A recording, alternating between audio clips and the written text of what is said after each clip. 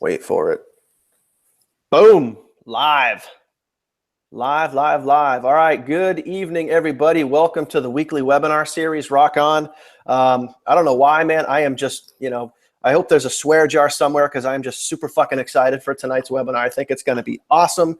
And I know next pump, we're going to melt some faces off. And you guys just wait because we have a very, very, very special guest that's going to be joining us a little bit later. So, we're really pumped for that. So real quick, why don't you guys start, what's up, Justin, Pablo, all you guys just start letting us know where you guys are from. There's a lot of people already logging in, so let us know where you guys are from. And, I'm from New Hampshire. Nick's out in potato country. Yep, you got it. We'll get this thing going. So first and foremost, welcome to the weekly webinar series with Dan and Nick. And it sounded really official, but it's not. We're just kind of doing our thing. And so first and foremost, my name is Daniel Kump. I've been in the network marketing space for the last 15 years, and I didn't really get into online marketing. Oh man, you guys are blowing it up. Brooklyn, Ohio, Wisconsin, Virginia, Florida, UK. Love seeing people from overseas, man. That's awesome.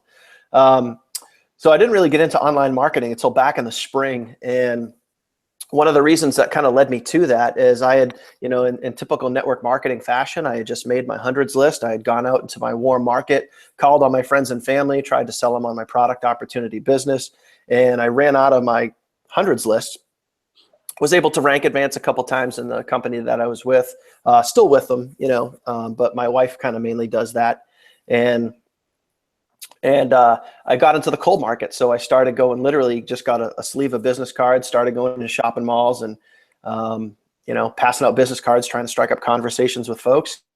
And that, I knew there was a better way, and I was willing to do whatever it takes to support my family.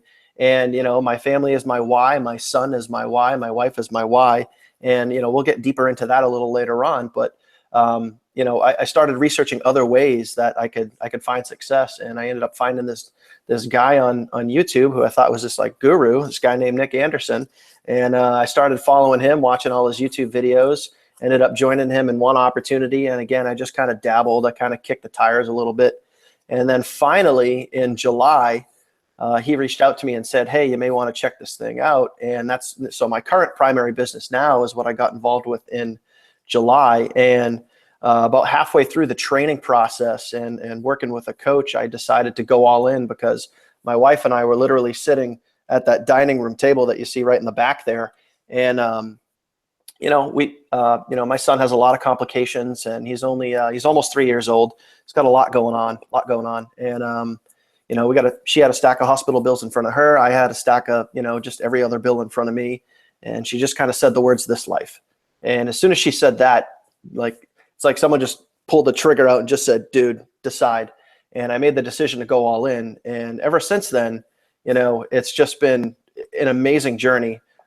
Just literally growing my list, which we're going to talk about a lot tonight. So I've built up literally in just a 5-month span, built up a list of over 6,000 people, and grown my YouTube subscribers, and really just my growth on Facebook and what I've been able to accomplish. Literally made over $4,000 in one day with my primary business, and in most of my network marketing career, I never really made over $4,000 in a year. So I was able to do that in one day.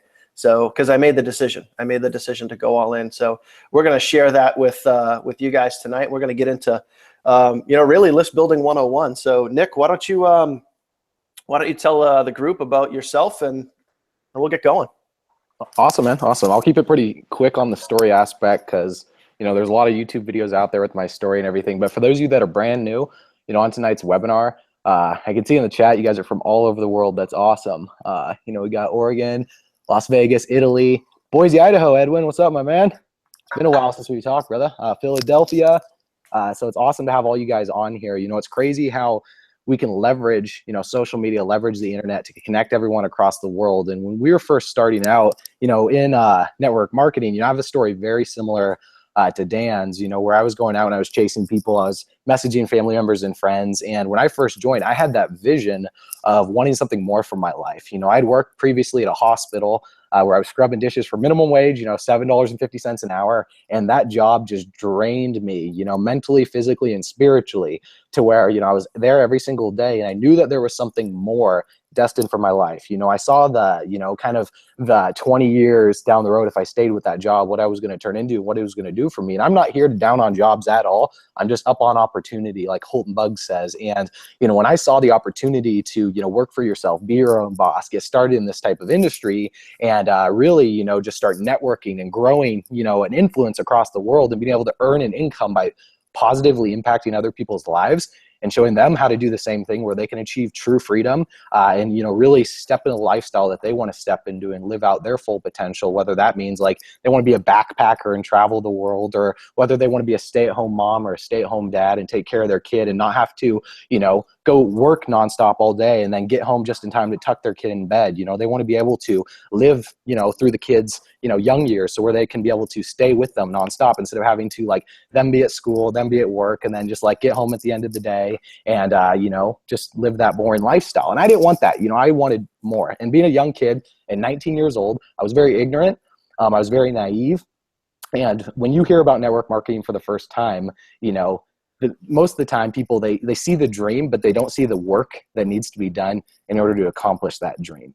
And throughout tonight's webinar, we're going to kind of break down some philosophies and some paradigms that most people in this industry have, and how to help you break past certain paradigms that are going to allow you to excel a lot quicker. Because when you first join a business, you know, in this type of industry, most people, they'll tell you to go out there and write down a list of everyone that you know. And what usually happens here, and I'll kind of break down the whole process, and if you guys can relate, just type something in the comments, you know, because this is most people's story, right? They approach their closest family members and friends, and what usually happens is a couple of them will get started, maybe one or two that have a lot of respect for you. The majority of them will tell you it's too good to be true. It's a pyramid scheme. It won't work for you. You know, those things only work for the people at the top. Go out there and get a real job. You know, when are you going to, you know, come back to society and everything? And then they shut you down completely, okay? And it gets to the point where 95% of people will quit once they burn through their warm market, because they just don't see another way to attract new people into their business, right? And what happens is they go out into the cold market, okay? So what I did, and this is part of my story, you guys, is I bought a bunch of business cards and I just started wandering around. You know, I didn't know where to find people, so I thought Walmart would be the best place. And I would go around Walmart, just wandering through the grocery, you know, the aisles and everything, and I'd approach employees. And I'd be so nervous doing it, handing out business cards, you know, at gas stations. I would literally drive through like the McDonald's drive-through just with the intention to prospect the person that would hand me my food, you know, or my drink. And I would just hand them a business card and say, hey, do you keep your options open to making extra money if it wouldn't interfere with what you're doing here? And it just felt so corny. It felt so cheesy. It felt so sleazy and salesy, to where I didn't want to be that guy, right? And I was scaring away all my friends. I alienated a lot of them. And I felt like they were resenting me for being this kind of like quote unquote network marketing guy, right? And I wanted to be able to, you know, create an income and live my lifestyle at the same time, right? Still be able to hang out with my friends, still be able to have fun and not be glued to my business. And kind of the way that I was building my business back when I was 19, 20, even 21 years old, you know, I'm 24 now, but back then, you know, what's not too long ago, I'm by no means like have been in the industry 20, 30 years, but I just kind of like see trends that happen with people that have been with the industry a certain period of time. And I want to like help you guys surpass certain obstacles that you don't need to have to go through, right? You know, they say smart people learn from their own mistakes, but wise people learn from the mistakes of others, okay? So I want to teach you guys how to be wiser and understand that you don't have to, you know, do the madness, you know, running on the wheel nonstop in order to try and break through, okay? There's other ways out there. And through tonight's webinar, we're going to be breaking down some philosophies behind a different way to build your list, as opposed to having to go out there and chase people, right? Because there was this concept that I heard about a while back when I started diving into online marketing. I started researching because I was just tired, man. I was tired of doing the meetings. I was tired of doing the events. I was tired of doing all those three-way calls. I would literally, like when I lived in Seattle for about 3 months when I was 19 and we were building the business, I would do like 25 to 35 Skype calls a day, you know, and it got to the point where I wasn't eating. I was eating like 2 meals a day or something, like a bagel and some eggs, right? And I would do a call, and I'd get off and I'd chug a pitcher of water, I'd put it down, then I'd hop on the next call. And here's the thing, I was doing that because I had to. I had to maintain my team. I had to maintain my income. I wasn't doing it because I wanted to. So it felt like another job. it felt like I was a telemarketer, right? And no one gets started with a network marketing business, with a home-based business, to be a slave to their business, right? No one gets started with it to be trapped by their business. And what happens is when most people get glued into that model, right, it works. Don't get me wrong, it works. It definitely does. I mean, in our first business, we built a team of 800, 900 people, and it grew very quickly, duplicated very fast. But what happened was when I got burnt out on that and I stopped doing it for a while, the team totally fell apart. Everything fell apart. You know, everyone started quitting and everything. And it wasn't a sustainable enough model to where I felt like it was like, you know, I was a network marketing or an MLM hamster, you guys. And I'll give you this analogy. I was kind of thinking of this today, you know, right? Imagine like a hamster, you know, that's stuck in a cage, right? And it wants to escape. It wants to achieve freedom in its life, right? And so what it does is it hops on this wheel and it starts running, killing itself on this wheel, running around and thinking that it's going to escape the cage that way, right? And then it doesn't. It just like gets tired and exhausted, and then it just passes out and falls asleep, right? And then it does the same thing day after day after day. And not only did I feel like that in corporate America, but I felt like that in my network marketing business, right? And if some of you can relate, you know what you're going through in this aspect right there. So I knew there was a better way. And when I started researching online, I came across this concept called attraction marketing through a guy named Mike Dillard. And he basically coined this term. But basically what it means is attracting people to you based on the content that you're putting out there. And these people are interested in your product or service, and they're ready to get started without you having to go out there and chase them, right? So you can have people joining you. You can have people buying your products. If you're outside of the network marketing industry as well. This applies to different businesses too, you guys. So not just network marketers here. I'm talking about all sorts of online entrepreneurs, all sorts of business owners, because I mean, if you look at technology and the way things are advancing in today's day and age, communication has completely changed. And we're just going to be like going over all this stuff with you guys tonight. I know I like to get on tangents and stuff and everything, but I'm just fired up. I'm really excited for this tonight, you guys. I'm really excited to be giving you some value. We got, like Dan said, a special guest that's going to be coming on that has a list of over 100,000 people. And what's crazy is when in my first business, he was actually on another team and he was succeeding big offline. So when he comes on a little bit, like 45 minutes from now, he's going to be blowing you guys away with information. So, I mean, with that being said, Dan, if you want to kind of kick it off, open it up and, ready to melt your guys' faces tonight with info and value.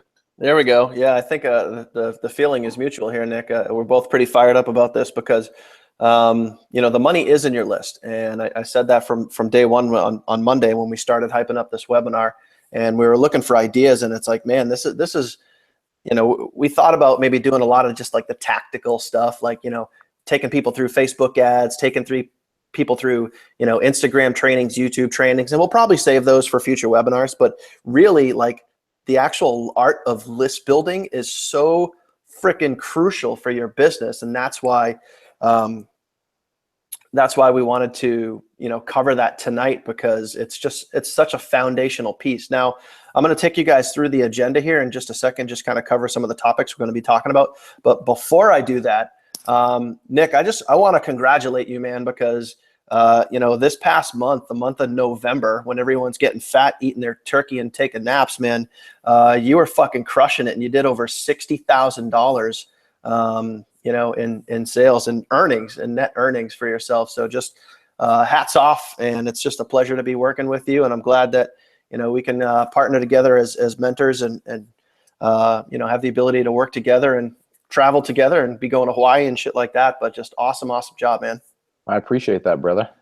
Hard work and the right information, will get everyone else there, and we're going to be sharing some stuff with you guys tonight that will help you. I know $60,000 might seem too good to be true for a lot of people out there. When I was first starting in this industry, it was beyond what I thought was possible. I just wanted to make an extra $2,000 per month in my business when I was first starting out. So understand, you guys, the information we're going to be sharing with you, if you want to take it to the extreme where you can go past $50,000, $100,000 per month, it's possible. But it's not necessarily the end goal here. We just want to help you guys, generate your first dollar online for most of you out there, for like 99% of people, right? But then for those of you out there that want to create a full-time income, whatever that means to you, whether that's $2,000, $5,000, $10,000 per month, the information that we're going to share with you guys isn't theory, it's proven. You guys, it works. Okay. And we're living testimonies of it. And I'm not the only person out there. Dan's not the only person as well. There's hundreds of people out there, you guys. Now, obviously, for the sake and time of this webinar, we just want to keep it here with having the chat and having you guys interact with us. And we're going to be doing a Q&A at the end. So hold your questions to the end. I see you guys blowing up the chat box right now. hold your questions to the end of this. And then at the end, we're going to give you guys time to go through and ask us anything that you want. So we want this to be a really interactive, but really excited to kind of go through and share exactly, you know, how we are able to achieve these big numbers in our business. All right, so some of the stuff that we're going to cover tonight, obviously one of the most important things is leads. Like, what is a lead? I'm going to break that down in a second. We're going to talk about some capture pages. We're going to talk about varying ways to grow your list as far as you know, organically, paid. We're going to get into how often you guys should be connecting with your leads, the different types of content you should be sending your leads. You know, so you know, you want to be touching base with your list almost every day.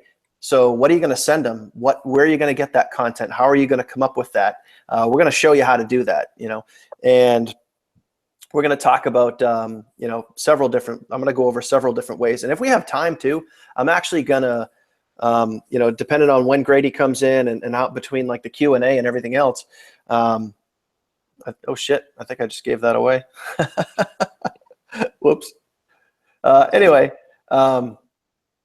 I might actually take you into my email marketing software, into Aweber, and might do a live demo with you guys as I create an email. I'm going to physically show you guys exactly how I do that and take you through my process. So if we have time, then we'll definitely do that.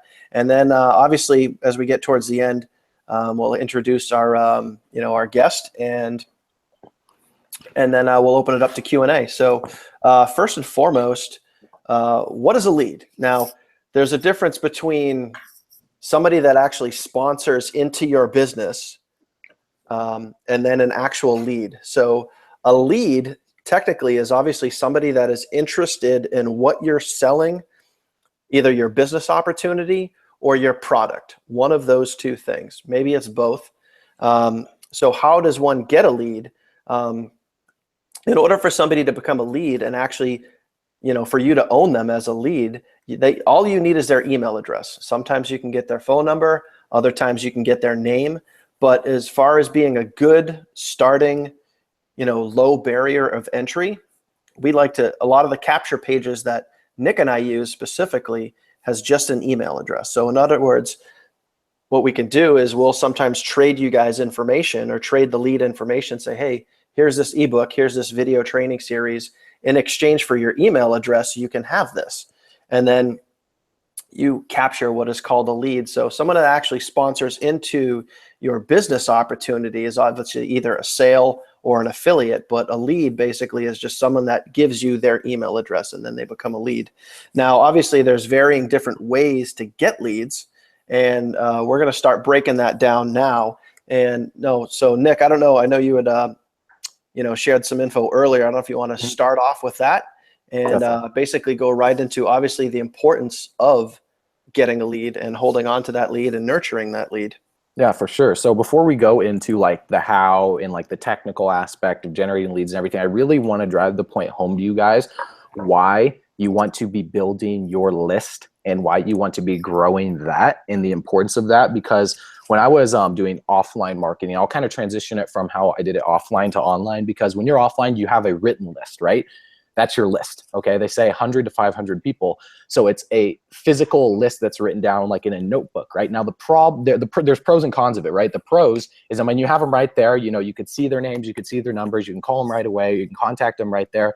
The cons is sometimes you lose your notebook, right? You might spill water on it and everything, and you have to rewrite it, okay? So you need a digital list as well, okay? So it's good to have a physical list, right? I'm not like downing that. It's perfect to have it, because if you're like networking, if you're that type of person that's out there meeting people in person and you know, get their contact information, right? You have their business card, you're stacking up business cards. You don't want to have this pile, so you just write them down in a list. But what happens is when you lose that, it's gone, right? You're just like, oh crap, all this information. You lose business cards, you know, it's just like stuff lost in the mail, right? So when you're going online and you're generating a digital list, then it's very valuable because you're in control of that. So why list building, right? And some people wonder, well, why do I need a list in the first place? Okay, so when you're doing online marketing, the best type of list is an email list, okay? And why an email list? Well, there's 2.5 billion people on the planet that use email. I want you to think about that for a second. 2.5 billion. That's like a little bit under 1 in every 3 people on Earth, okay? 1 in 3 people on Earth are using email, okay? And your list is the most important asset in your business by far. And I'm going to explain why, okay? Because your list, it basically allows you to communicate directly with your leads, with your followers, with the people that are, engaged with you and have shown interest, like Dan says, in your product or service, in your marketing, in what you're providing to the marketplace, okay? Versus directly just using like Facebook or Instagram or YouTube, okay? And your list, basically, it will allow you to promote, not only your primary business, but different products or offers or affiliate streams or even other people's promotions that they're doing if you choose to get into that affiliate marketing niche. Or if you just want to stick primarily with one company, it will allow you to communicate more efficiently about your business versus just using like Facebook and posting on your wall, which is a mass communication platform, okay? Your email list is a more direct communication platform. Now, I want you to think of Amazon.com, right? When you guys go to Amazon, the first thing that you need to do is create an account, right? So what do? They ask for your name, your email, and a password, right?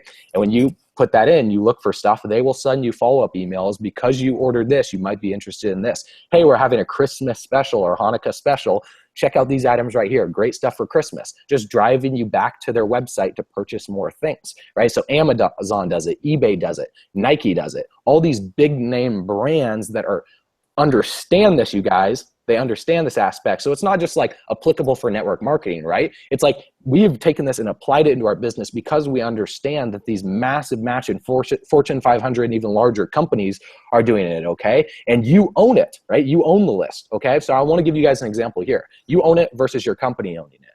So think about it like this, okay? If you're using a generic, company website, like let's say your company is, I'm not going to name the name, but it rhymes with Ramway, okay? And your company rhymes with Ramway, right? And you're directing people just directly to the corporate site, then if they subscribe and they put in their information on that site, you don't own the list, the company owns the list. So you need to have a way where you can build your own list, right? So when I was in a company, Wake Up Now, okay, I can talk about it because it went out of business. What happened was they had a preferred customer option in the business where people could sign up for free and they could go through and they can see what products they'd want on order. They get an account, right? So what happened was when I was sending people to the company's website, and they were going through it and they were opting in, they were putting in their information. When the company went out of business, they sold all that lead contact information to vendors out there, the phone numbers, the emails and everything. And I was not in control of any of that. Okay. So the biggest mistake that I made in that aspect wasn't the fact that I was building my own list to be able to email them about it. Right. And same thing with Facebook, Instagram, YouTube, not only just your company.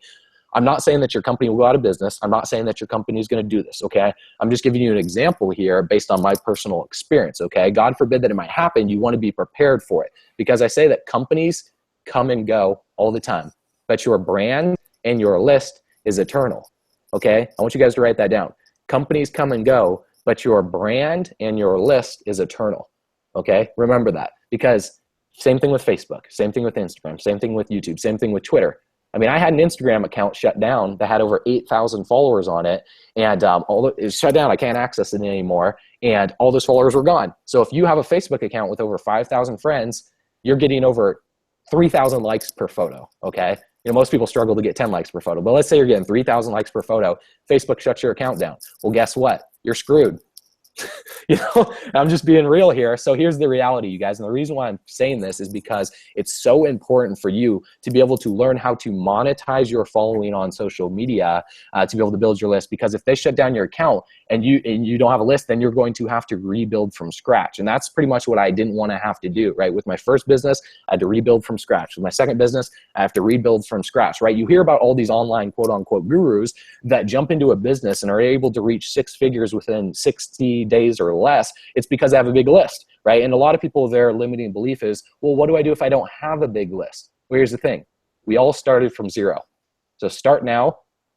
Otherwise, you're going to, be starting later. Okay. The time's going to pass anyways. For the people that say, well, these guys that have over 100,000 subscribers, over 10,000 subscribers, I can never get to that point. So I'm not even going to start, That's, if I would have said that in the beginning, I would not be where I am right now, you guys. And by no means am I at the top, at all. I'm just getting started. I see myself as just getting started. I've only been in the game since I was 19. What was that, 20, 21, 22, 23, like almost 5 years. And that's nothing in the grand scale of things, you guys. So if you start now in the next like 5, 10, 15, 20 years, you're going to be able to take over the internet with the amount of people that you can reach. Literally, like when I say with the click of a button, it's actually true, you guys, because you can send out an email broadcast to your list, which Dan's going to be showing you when he walks you through his back office in a little bit on how to do that and everything. But I just want you guys to realize that it is so, so, so valuable to build a digital list of email subscribers, okay?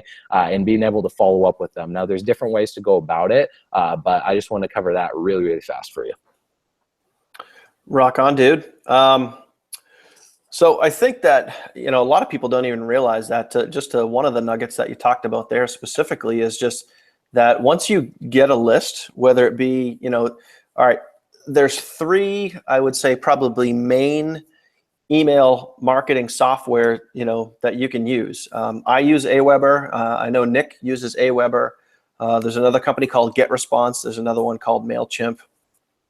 I've heard good and not good things about all of them. I've heard shitty things about Aweber, but really it's just anything that you guys set out to do.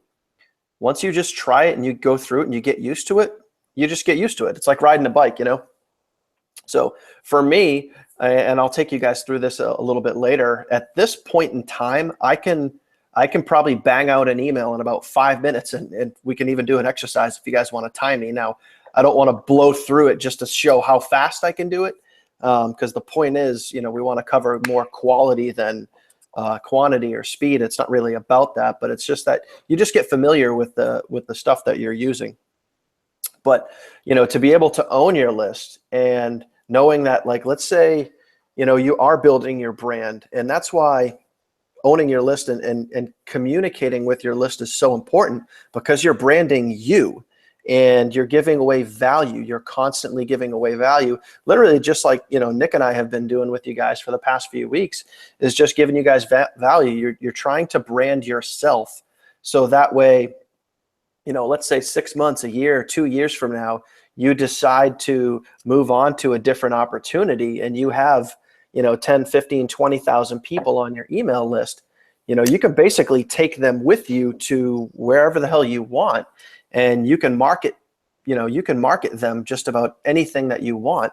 And eventually you guys can grow to a point when your list is so big that anytime you want a paycheck, anytime you want to make money, you could email something to your list because that there's people in there that are going to buy. So nurturing, building, and growing your list is just crucial. It's absolutely crucial. Okay. So let's talk about this. What are some of the ways that you can actually capture a lead? Okay. So the number one way to do it really is through a capture page. All right. I guess I can probably show you guys some examples, but really there's kind of two different types of capture pages. You could use a capture page with a video, and then you could use a capture page with just some plain text. Now, if you guys are creating capture pages and you're doing it through a system like either ClickFunnels or Online Sales Pro, OSP, for me, I've always benefited from a very simple capture page. And if you think about it, for those of you that have been in, network marketing, and you guys have the company replicated website, right? Everybody gets one. Your business opportunity / Daniel J. Kump, right? Everybody has those. When you send people to those type of sites, number one, it doesn't capture people's information. And number two, it's like info overwhelm. There's so much shit on that page that it's so easy for someone to just be a deer in the headlights. They see the information, they get overwhelmed, and the average person that goes to a company replicated website, the average person stays on that page for 60 seconds or less. All right. So just again, something to think about. And Nick, you're making me want to drink a beer, dude. I'm drinking tea, and you're making me want to run downstairs and get a beer. That's the best part about this, you guys. It's like, you don't have to be super professional to wear the tux or tie. Thursday night, just sipping on a beer, sharing value with you guys. You can just be yourself. And that's what really will transition you guys from just the average person in marketing that just blends in with the crowd to really an elite marketer, when you can allow yourself to be your authentic self, because people don't want perfection. People just want authenticity and someone that's real. So when you guys are building your list, and how this relates to business. When you guys are growing your following and your marketing, if you can just be authentic in your message, you guys, not being perfect, people will respect you for that a lot more, and you'll actually stand out versus just being like the perfect spelling bee champion. You know what I'm saying? All right, so just give me 1 second. I'm actually going to pull up. All right, so that's a good one. We can go with that.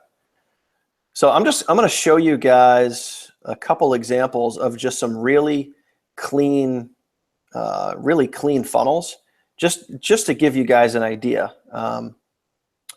So I'm going to share my screen with you. And again, these are just examples, and whatever your opportunity is, whatever you guys are into, I just want you to think about that. When somebody goes to a capture page, let's say you're using Facebook advertising, okay? And somebody's sitting there and they're scrolling through the news feed, right? And you want something to be clean, and you want them caught on the message, not on the picture, not on anything frill or fancy fluff or anything. You want them caught on the message. So I'm going to show you guys a couple examples of clean web pages, capture pages that don't have any video, and it's just text. And the reason why it's so plain is because you want to focus on what the message is. And then I'm going to show you guys a couple examples of a video as well. So hang tight. Let me share my screen here.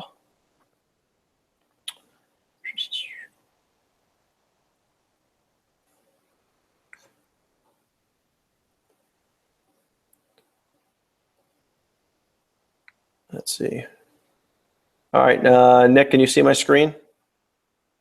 Yep, we're good. All right, cool. So,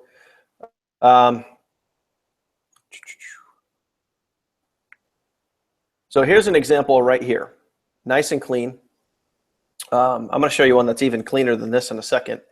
But Online Sales Pro, okay? So register for a demo where the co-founder can walk you through this easy-to-use system. Register now. So when you first go to this page, one of the biggest things you see is literally this big, I guess we'll call that an orange or yellow button, kind of like a school bus yellow there. One of the biggest things you see is Online Sales Pro demo and register now. For me, that's what my eyes look at, okay? So you want something simple and clean. That's it. There's no scroll down. There's no videos. There's nothing else on there. The other one, I really like this one here because, again, when you look at a page like this, what's the first thing your eyes go to? Are you looking at this? Are you looking at Attention Home Business Entrepreneurs? Are you up here? No, you're literally looking at how to leverage a profitable business model and make $7,500 per month. Well, yeah, I'd be interested in that. What do I got to do? Oh, I just have to click this button? Okay, cool. So nice, simple, and clean, all right? Same thing here. Again, just another one. So here's a nice picture. It's got a little bit of movement in it, but it's pretty clean. I think, for me, the one that we just looked at is about as basic as you get, but none of these pages have too much fluff or frill on them. So the image here gives you a little bit of a, paints a picture for you. Like, yeah, man, I want that lifestyle. Dan, sorry to cut you off, brother, but I want to throw this in there really quick because a lot of people believe that they need something fancy and they need to create their own website with all these cool images and all these videos on it. And some people will say, well, I don't like those because they're too simple. Well, here's the reality. Do you want something that's extravagant and that looks great with all these cool colors that doesn't convert at all? Or do you want something that is kind of a little ugly that does convert and makes you money? It's like, which one do you want? When I was first starting out in online marketing and I didn't understand sales funnels and capture pages and all this stuff, I took 3 months to make my own website. And I invested hundreds of dollars into the hosting and getting the templates and all this stuff and putting it all together. And once I was done, I was like, all right, well, I got no leads now. And I wasted 3 months of my time creating something. Even when I started sending traffic to it, I had no idea that it would even convert, and it didn't. It was just like you were saying, info overwhelm. So these pages, you guys, they're proven to convert. They were created by literally like 7-figure people that have done this stuff before, that have tested and tweaked different funnels to understand, conversion rates on, what people look at on the page, where they click and certain buttons and stuff like that. So just understand that the simpler you keep it, usually the better it's going to convert for you. So I want to share one more example, and this is, I want you guys to think about something. Now, a lot of the times you guys could use different capture pages, okay? And one of the reasons why I like this one here. So I want you to think about something. Now, this one looks really cool on a desktop. So a lot of you guys that are watching this webinar are probably watching on a desktop, so you can kind of see, you know, the ocean waves moving over here, which is really cool. But when you're scrolling on a mobile phone, mostly you just see this white box right here. And for me, now again, this is just me, I use this capture page coming off of Instagram. So I want you guys to think about what capture page you're using for what specific niche you're using and exactly where you're using it. Because the more that you guys can split test, the more that you guys can get detail targeted to what your audience is gonna like. You know, every capture page isn't gonna work for every audience, all right? So for me, one of the reasons I like using this one specifically on Instagram, because 99.9% of people that are scrolling through Instagram are on their phone. So if somebody sees a post that I put and it says, hey, you know, for more information, click link in bio, they click the link in the bio, and then it goes to this capture page, and it's like how to start a business from your mobile phone. Well, shit, I'm already on my mobile phone. That sounds pretty cool, you know, and then they can obviously click right in there for more information. So again, just an example, but, you know, get specific with your capture pages and you can kind of gear them towards your audience. So I'm going to give you one example of a video, okay? And again, I use this one here too. So pretty simple and pretty simple. It does have a little more information. So, but the main thing that gets you is the video and a real simple, you know, real simple catch right there, you know, click here to grow your business faster. So you can do videos, but I would just really caution you guys to be careful. You know, caution you guys to be careful with how much information you have on your capture page. For me, the cleaner, the simpler, the better conversions you're going to get. So again, guys, those were just examples, and you know, make sure that you cater your capture page to your target audience. Can't emphasize that enough. So Nick, I don't know if you want to add to that before we move on. Yeah, definitely. And when you guys are creating, you know, your own pages and everything like that, obviously it's going to take some testing and tweaking if you want to get more into the personally branded section of online marketing. But if you guys just want something that's literally plug and play that you drive traffic to, what I would recommend doing is just leveraging the pages. The pages Dan was just showing you guys are inside of Online Sales Pro. And for those of you that are new that have no idea what Online Sales Pro is, it's simply the system that we're using to build our lists. And our list is what we're using to follow up with people. So it's the capture pages, the sales funnels, and all of that. And it is an affiliate platform. You guys don't have to get started with it or anything, but if you do, just get back to the person who invited you on, ask them for more information about it and everything. But the whole goal of this webinar is to teach you guys how to start generating leads to your capture pages and your sales funnel and everything, because that is the most important thing, right? It's like you can have the best sales funnel in the world, you can have the best looking, highest converting capture pages in the world, but if you do not have traffic, if you do not have leads, a consistent amount going that, then you're dead in the water. They say, you know, leads, brand new leads are the lifeblood of any business, right? People that go out there and they focus like I did for 3 months building their own website, and they're not going out there and they're focusing on marketing the income producing activities, then they get no results, they get burnt out, and then they quit. Okay, so the core things that you guys want to be doing on a daily basis is focusing on your marketing, right? So once you understand, like Dan says, what a lead is, you know, now you need to know where do you find these leads and what type of person are you marketing to, okay? So there's two things that you want to ask yourself here. And I would recommend writing these down if you guys aren't taking notes already, okay? The very first thing that you want to ask yourself is, who is my perfect customer distributor, right? Who is my perfect prospect? If you want to call them prospect, I like to call them people, right? I guess the technical term in marketing is prospect, but it kind of feels wrong. I don't like calling people that. I just like calling them normal people, right? But who's your perfect person that you want to work with, right? Because you don't want to work with everyone, you guys.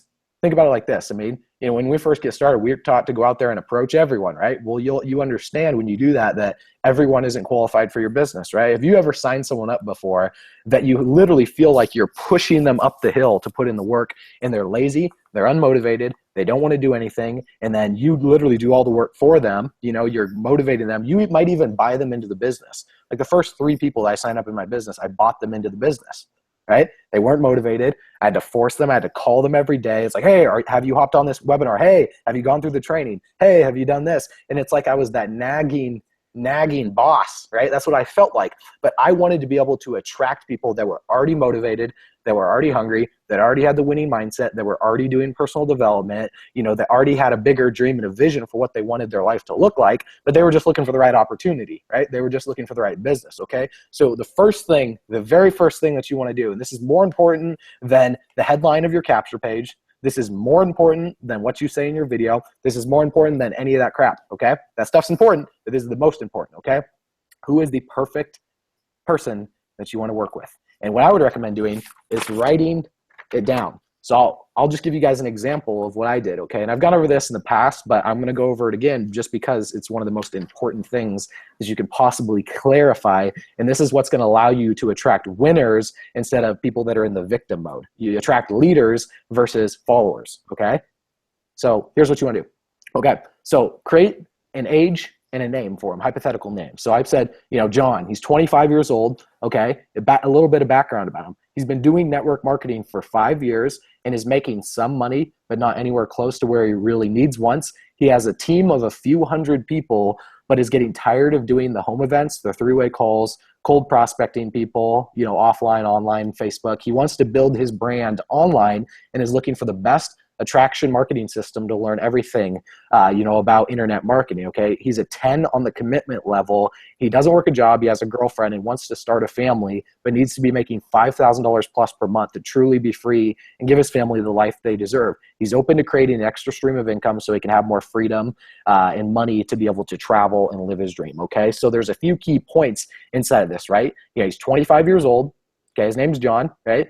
And he's been doing network marketing for 5 years. He has a team of 100 people. His goal is to make 5,000 plus per month, right? And his core desire is so he can give his family the future that they deserve and be able to travel and have freedom, okay? So once you have those key things, you guys, and since this will be recorded, you can kind of rewind a little bit and watch that again. But so if you have those key things, when you are creating marketing material to generate leads, when you are sending out emails to your list from those leads that you've generated, you know exactly who you're talking to. And when you narrow it down to that specific person that you're talking to, you're going to find yourself attracting hundreds to thousands of people that have that exact same story.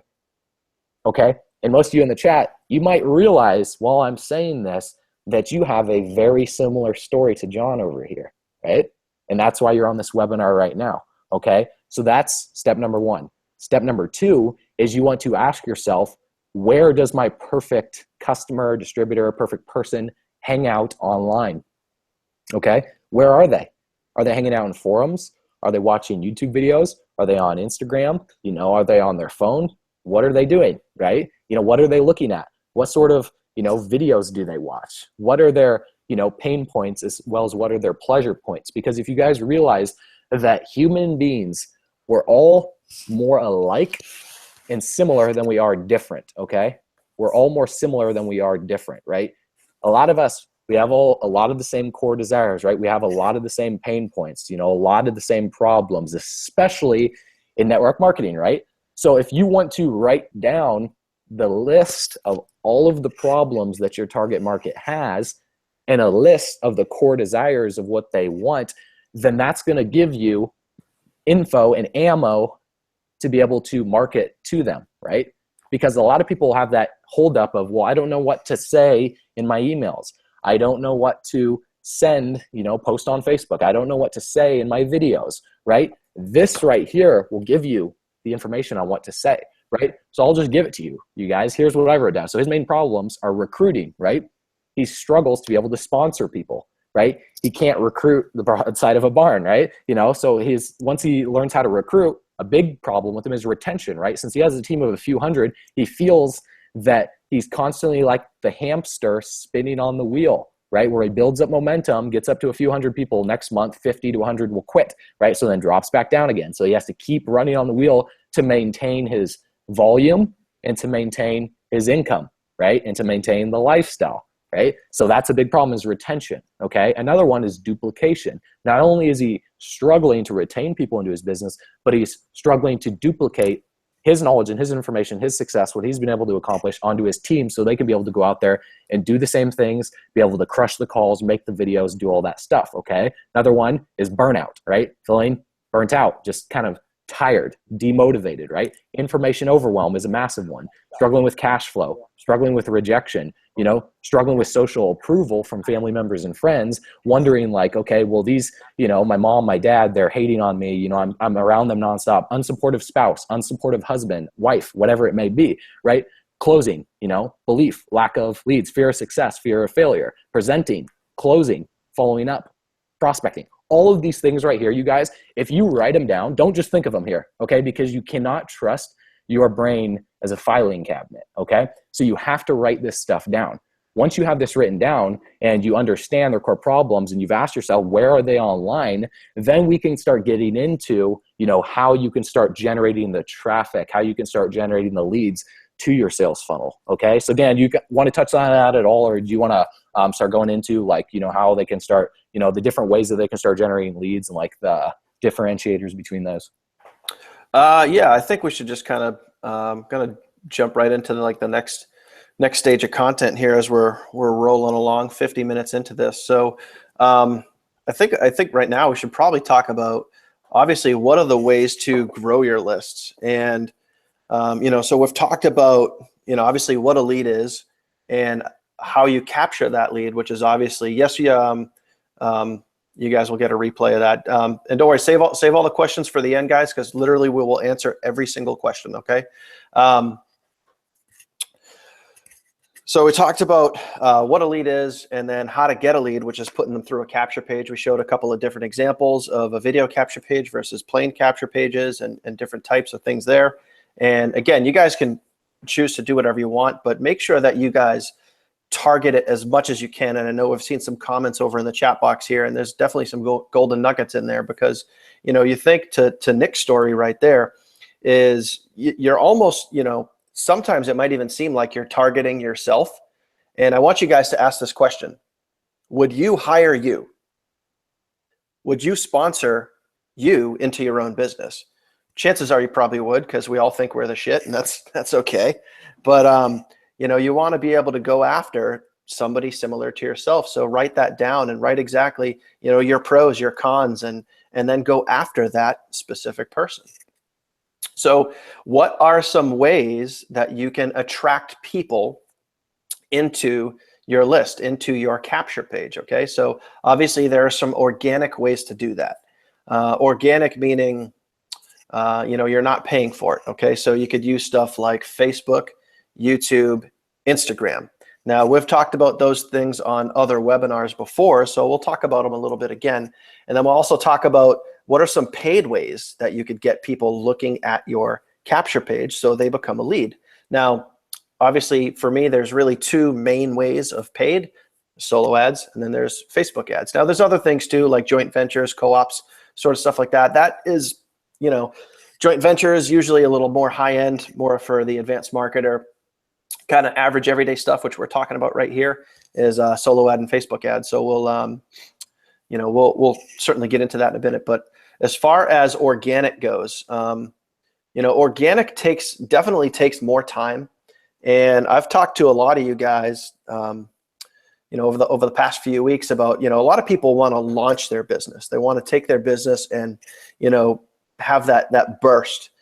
Because if you use organic traffic, so if you're constantly posting on Facebook every day and, you're posting on Instagram all the time, think about, you can definitely build your business that way. It's just going to take more time.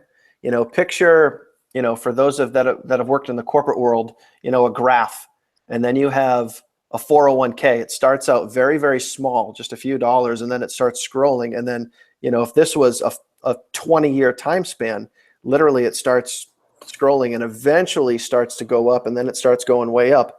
And that's kind of like what organic traffic is, where it just takes a long time to build up before you start driving consistent leads. Now, if you do paid traffic, that scale turns a lot quicker. So just think about, for me, my time is very valuable, my time with my son and my wife and my family.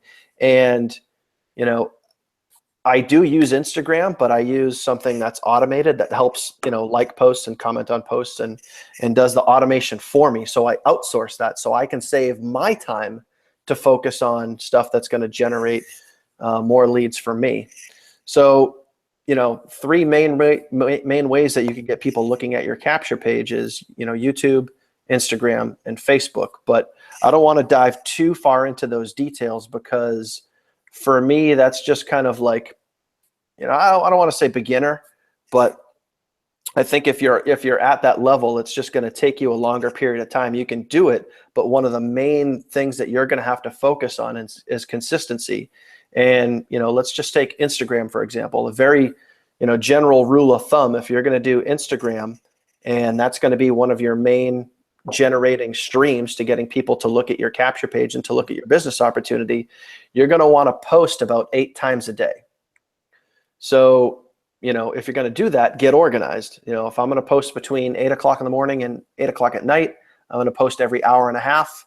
And, how much time is that going to eat up? How much time do you have to take saving the picture, typing in the content, putting in the hashtags, versus automating something like that? Same thing with Facebook. And then obviously YouTube. I think YouTube is a phenomenal way to get people looking at your opportunity and looking at your capture page, because in your video, you can put in a call to action to click the link below. You've seen Nick do that. You've seen me do that. And it's a very powerful way to get people looking at, what you have to offer. But I would make sure that if you're using YouTube, make sure that you're giving away as much value as possible, doing how-tos.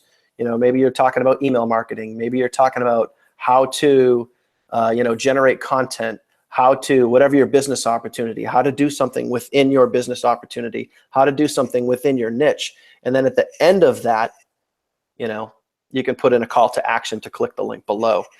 So that's a great way too, but also realize that one YouTube video isn't going to make you an overnight success.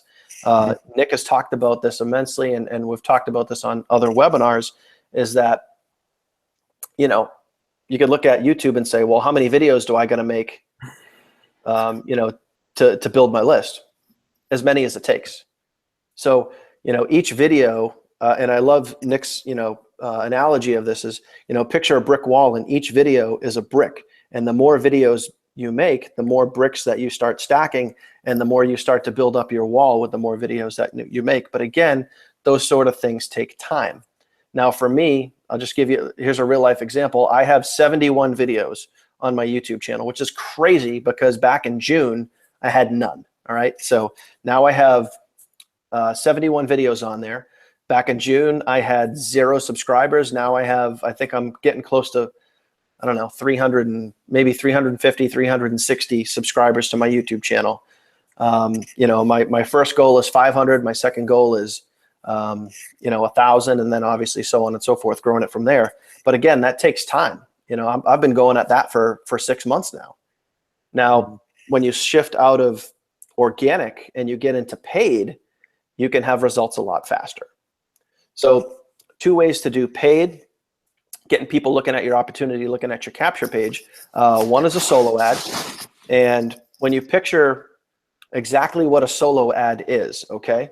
So let's take somebody that has a really large email marketing list, someone that has, anywhere between, 500,000 to 1 million people on their email marketing list. And you're basically renting space on their email marketing list for your opportunity. So what they're going to do is they're going to email their list of 500,000 people and talk about your opportunity. And they're going to take your capture page and put it in their email, and people are going to click on it. So that's exactly what a solo ad is. So you're paying somebody else to use their list.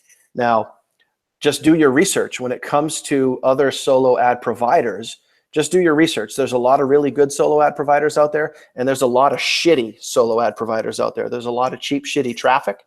and there's really good traffic, but you're also going to pay for it. So a good rule of thumb, and you guys can write this down. Hopefully you guys are taking some good copious notes with what we're talking about here.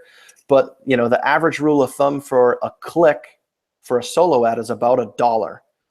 If you're paying less than $1, I would do your research and make sure that it's, you want to be looking for top tier traffic, or what's called tier 1 traffic.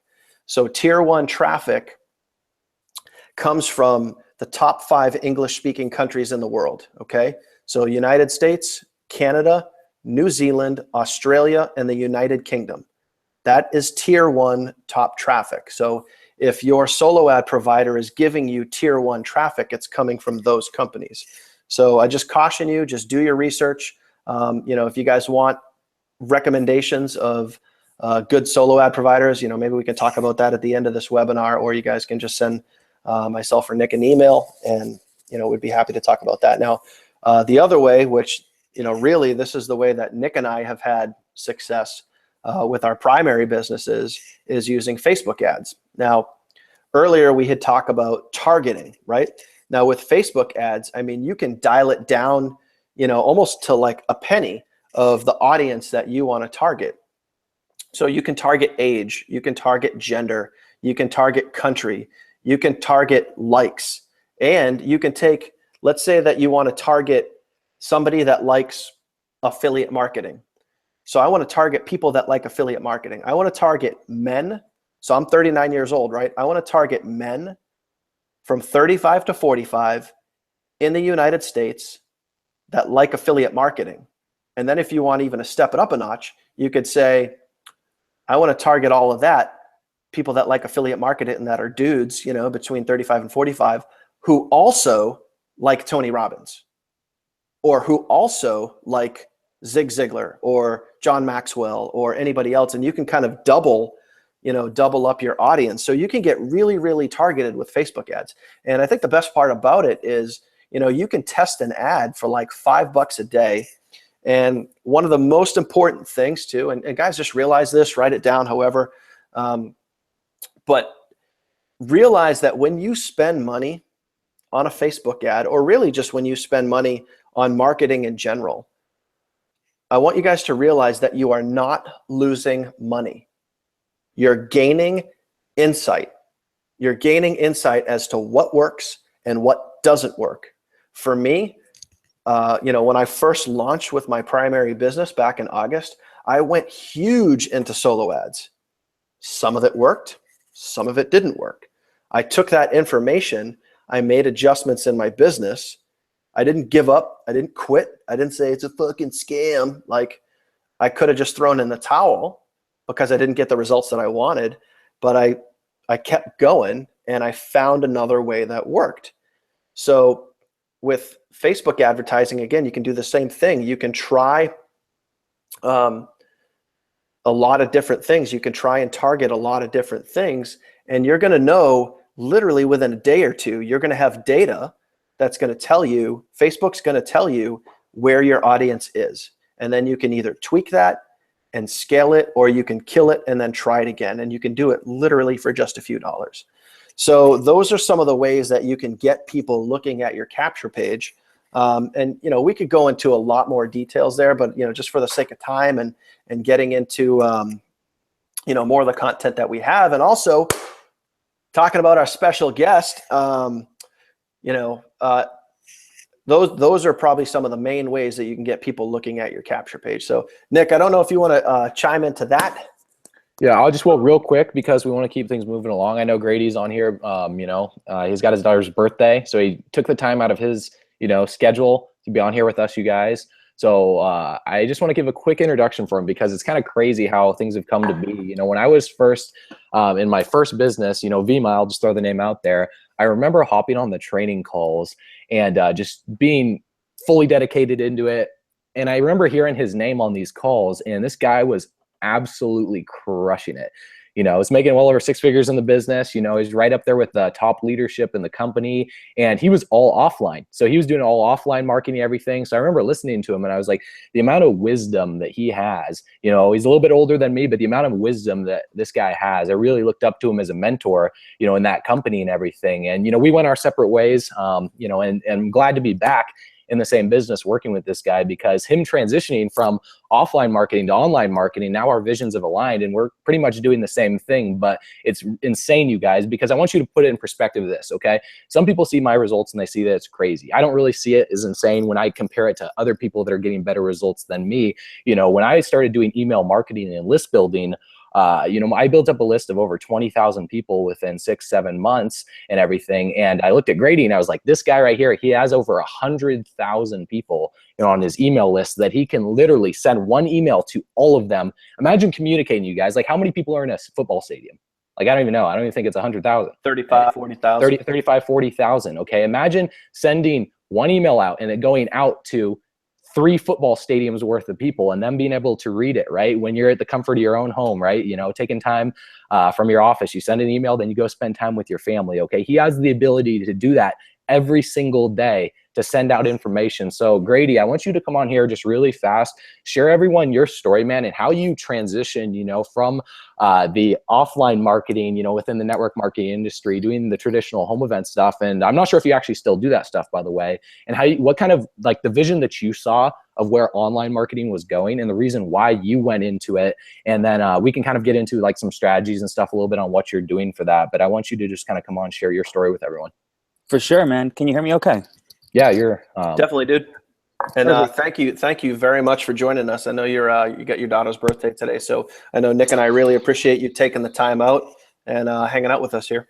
All good, all good. You still hear me okay? I pulled out the headphones because that way it's not too noisy around here. You guys are studs. Can we start with that? Like the content you guys are talking about already, is it such like a high quality level, but it's such a high pinpointed focus level that people need to hear. And I mean, I appreciate that from my standpoint. And seeing you guys deliver this to the people that aren't. Now, the people that have joined us, the 60, 70, 80, 100 people that are on here, are these people that are already in some sort of online marketing? Are they looking at it as some sort of maybe an opportunity, or is this more like a training call? Just kind of want to gauge the audience and see kind of where their mindset is at right now. I would say it's probably a mix, because there's definitely some people here that are in other opportunities. Cool. And I would say most of the group here is either into affiliate or network marketing. Fantastic. Well, you guys are hustlers. That's what you all are out there, trying to figure it out, break away from the 9 to 5, get out of the daily hustle, get out of the traffic commute. I used to wake up at 6 in the morning and rush in traffic to show up at 6:59 and clock in just to slump down in my seat for an hour and a half to try to make it through the first hour.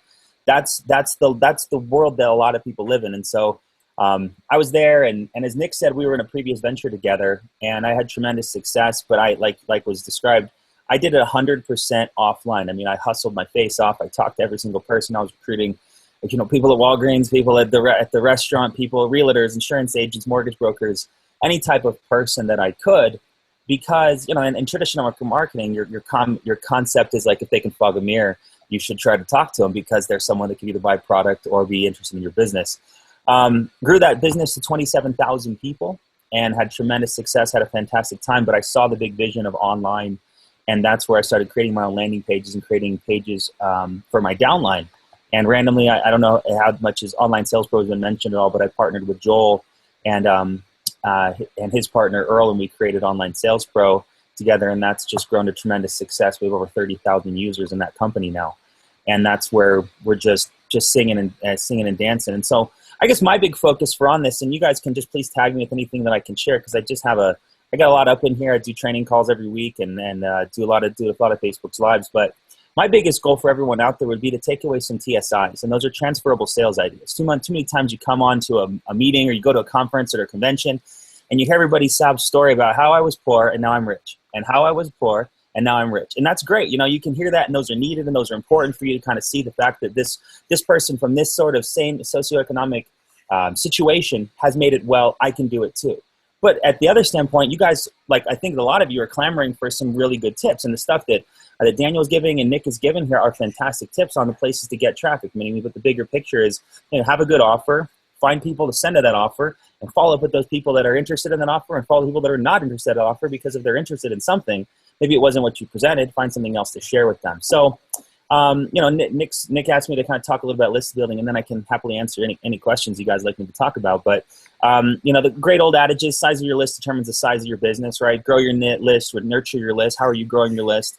Like we talked about, there's two ways to grow it, either traffic or with time, or with money or with time. And you can do it with money, and that's either doing what, as Daniel talked about, solo ads, buying traffic. Joint ventures are very cool concept. I heard today about Instagram's add a new promote button. Maybe you know more about that, Nick, or maybe you already covered that. That was something that was brought up to me today. You can promote any picture you post on Instagram now for $5 and target the hashtags. And I was like, well, that's cool. So Instagram's kind of converting over to the Facebook ads realm. But it made me think of this guy, Harvey Mackay. I don't know if you guys ever read this book, Swim with the Sharks. And it's a guy named Harvey Mackay, and he kept relations with all thousands of people over his career. And he's one of the most known guys who have kept relations with people, and he did it through letters, postcards, touching on important dates. But it's kind of looking at that from your standpoint, like as a new list builder. Are you just generating leads, and if they don't buy, you segment them off and then wait for the next opportunity to sell them something else? And I learned from a really successful online marketer, he says you push your opportunity for 7 days. If they don't buy, take 7 days off, then 7 days on of training, value, Inc. 500, Success Magazine type synopsises, a couple of little life hacks. Take those, share the link, give training, and then 7 days after that, you push out another sort of opportunity for them to check out. So, and then you guys were talking about posting real quick, and I love talking about posting on Facebook because it's one of the, thank you, Mark Zuckerberg, for giving us a melting pot of humans to market to. Posting is great, but it's always important to post with curiosity, right? I lost weight. You don't share the company, right? Get people to ask you or click on your link. I feel better with a new nutritional product, but don't share the product, right? It's about putting that little curiosity, get people to satiate that question they have in their mind by clicking on the link or going to a different page and finding that answer. A great one that I recently heard was, I made some extra money online and it allowed me to buy my Christmas presents early, right? Don't share the company name, put the link in there, right? It's holidays time. Can you use the season? Can you use the seasonal aspect of what's happening right now to market? So, always good picks and create a great first line and ask a question in your Facebook posts. But I can run any different direction. And is there something you guys would love me to kind of cover and talk about?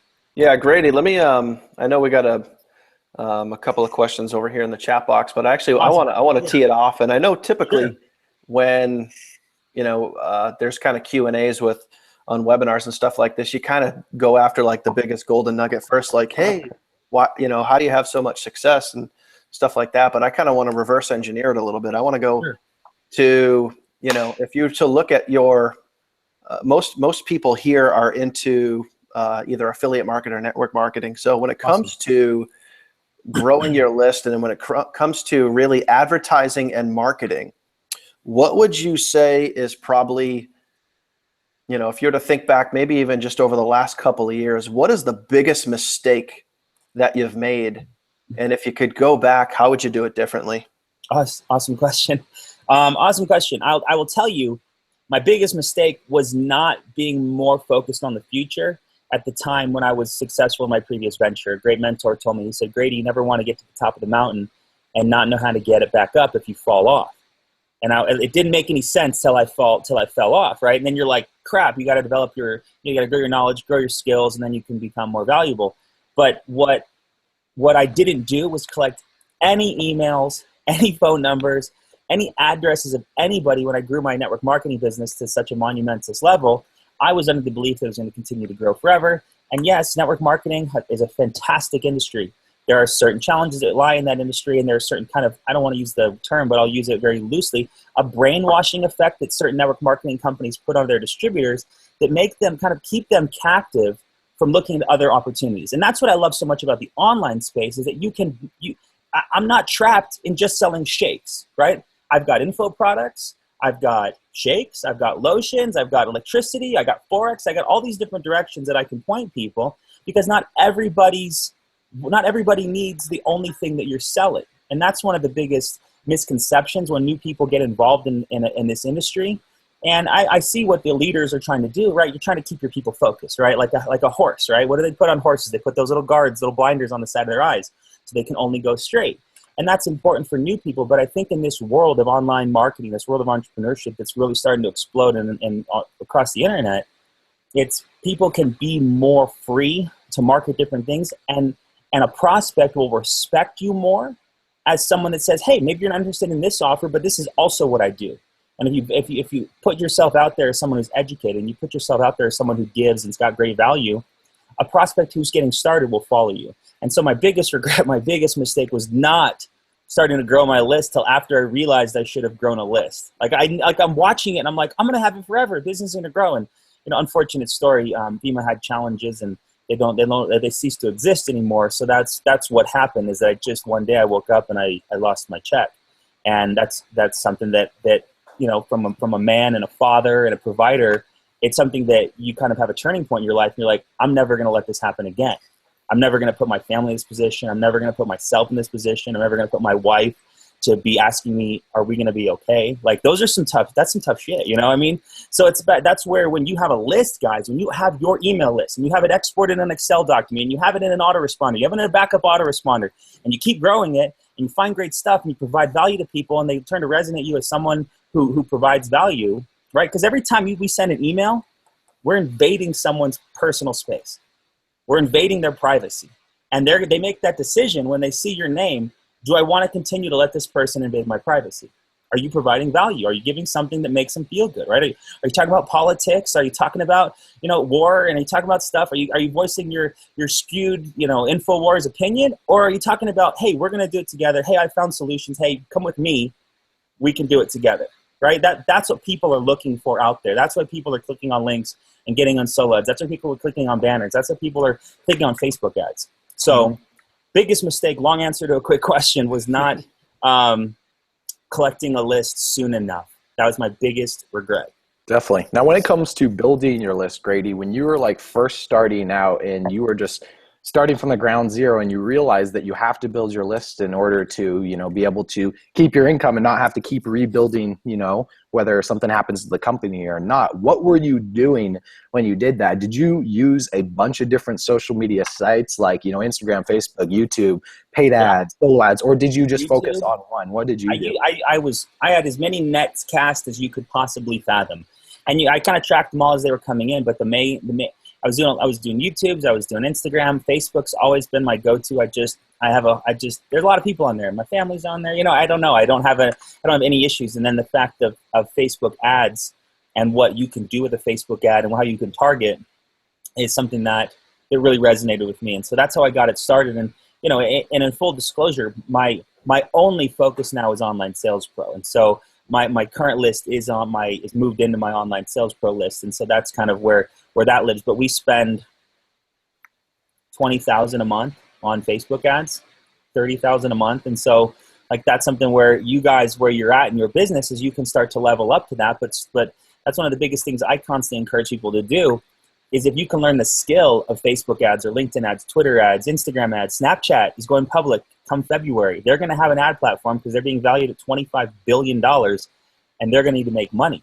So if you can be one of the first people to get on the list to be on Snapchat ads, right? Gary Vaynerchuk's classic quote, he says, marketers ruin everything, right? Because they get on there and they spend a bunch of money to show their stuff. And so be the first marketer to ruin it, and in a playful sense, if you know what I'm saying. Mm-hmm. So that's what I would encourage people to do, and that's what I would push people to do is, but if you can learn a skill, buying traffic and solo ads and JV deals are great.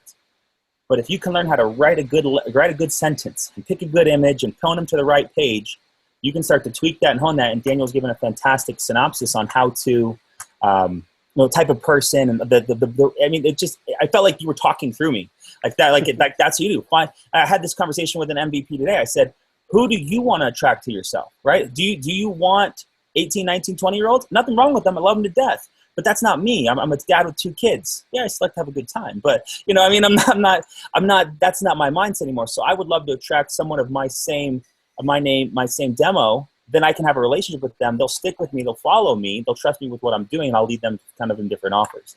So that's where I'm at. That's what I would suggest. But if you can learn the skill of Facebook ads, it will equip you farther down the road for any different venture that you go. Plus, learning how to write copy, that's such a great, highly valuable skill set, just picking up, just search on Google, how to write great ads, how to write copy, copywriters. There's a bunch of great people out there that they give their stuff away for free. Like that's the so cool about the internet is there's so much free stuff out there.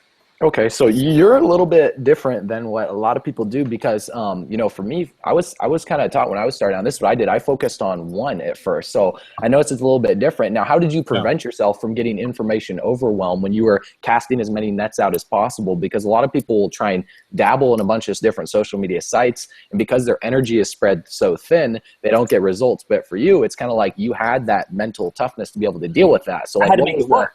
I had to make it work, right? Money wasn't coming in. You don't sleep. You just post, you make videos and you post pictures and you post on Facebook. And so granted, you know, eventually I found my niche in Facebook and I found my niche. And back in the day, guys, I was crushing it on Craigslist. And I don't know, I haven't used it in a long time, but that's where I really smashed it out of the park. Like I had a whole I had like a 20-page training that I would give to my people and they would duplicate it. And I was just killing it on Craigslist. And that was just, it was a wide open market because you could get on there, teach people to put the link in with a space before the .com. So it wasn't a hardcore link, but they'd copy it. And I mean, I was able to get ads up like crazy, not to go. So I switched IPs and that was my big focus back then. And that's where I worked a ton. You know, again, like what you're kind of focusing on is there's that old saying, it's like, it's hard enough to catch one chicken, let alone two. Don't focus on too many different things. But I kind of put it out there and I would generate leads from Facebook. I'd generate leads from Instagram. And I primarily generated most of my leads from Facebook. But that's kind of what took me to Online Sales Pro. And then I became more kind of that corporate angle. So okay, sweet. So once you started generating leads, I'm seeing some questions here on the right-hand side that I want to I wish I could see them. Can I see them or is it on the webinar? Yeah, Grady, I don't know if you're on the Hangout, right? Correct. Oh, So, I can read them to you, Yeah, and then we can kind of go question by question. But one of them, Jeremy asked, you know, so once you start generating leads, and obviously you find the strategy, you cast the nets, you figure out which one's working for you, and you start generating leads from that. What do you send them as far as sales copy? Like, where did you go for training when you were looking at how to write the follow-up emails and, you know, solo ads for that matter? Like, once you had the leads generated, like, what exactly did you send them? Like, did you create your own and just kind of like go trial by error, or did you model after someone or a combo of both? It was a both, and I have I have a bunch of emails, but two main emails, right? I got my main email and I got my opt-in email. And the opt-in email is where you go around to every single's blog, everybody's capture page, people you respect, you know, random dude who's at the same level as me. I wasn't really, maybe I'd opt into his lead list just to see what he was doing. But for the most part, I would focus on people that I respected, see what their headlines were, see what their first line in the top of the email was. And I'd emulate that. And you can even go to JVZoo or a lot of the affiliate places. All those affiliate offers have swipe copy, right? So you go there, see what they wrote, see what their tacky, see what their catchy headline is. And so that's what I focus on primarily.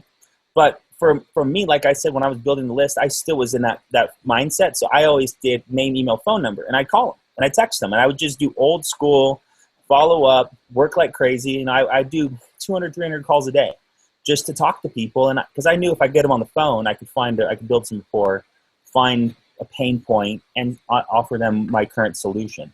And that was always my focus at that point. Now, granted, you know, we all want Nick's lifestyle to go sit in Hawaii and, you know, drink beer and chill and lay around in the sun and party. But what Nick, I'm sure he talked about this, he's worked his butt off for years to get to that point. And that's sometimes what is the misconception of the online entrepreneurial lifestyle, is that it's just like, oh, I should just sign up and in 3 months I'm going to book my plane trip to Hawaii and I'm going to get an Airbnb on the beach and life's going to be great.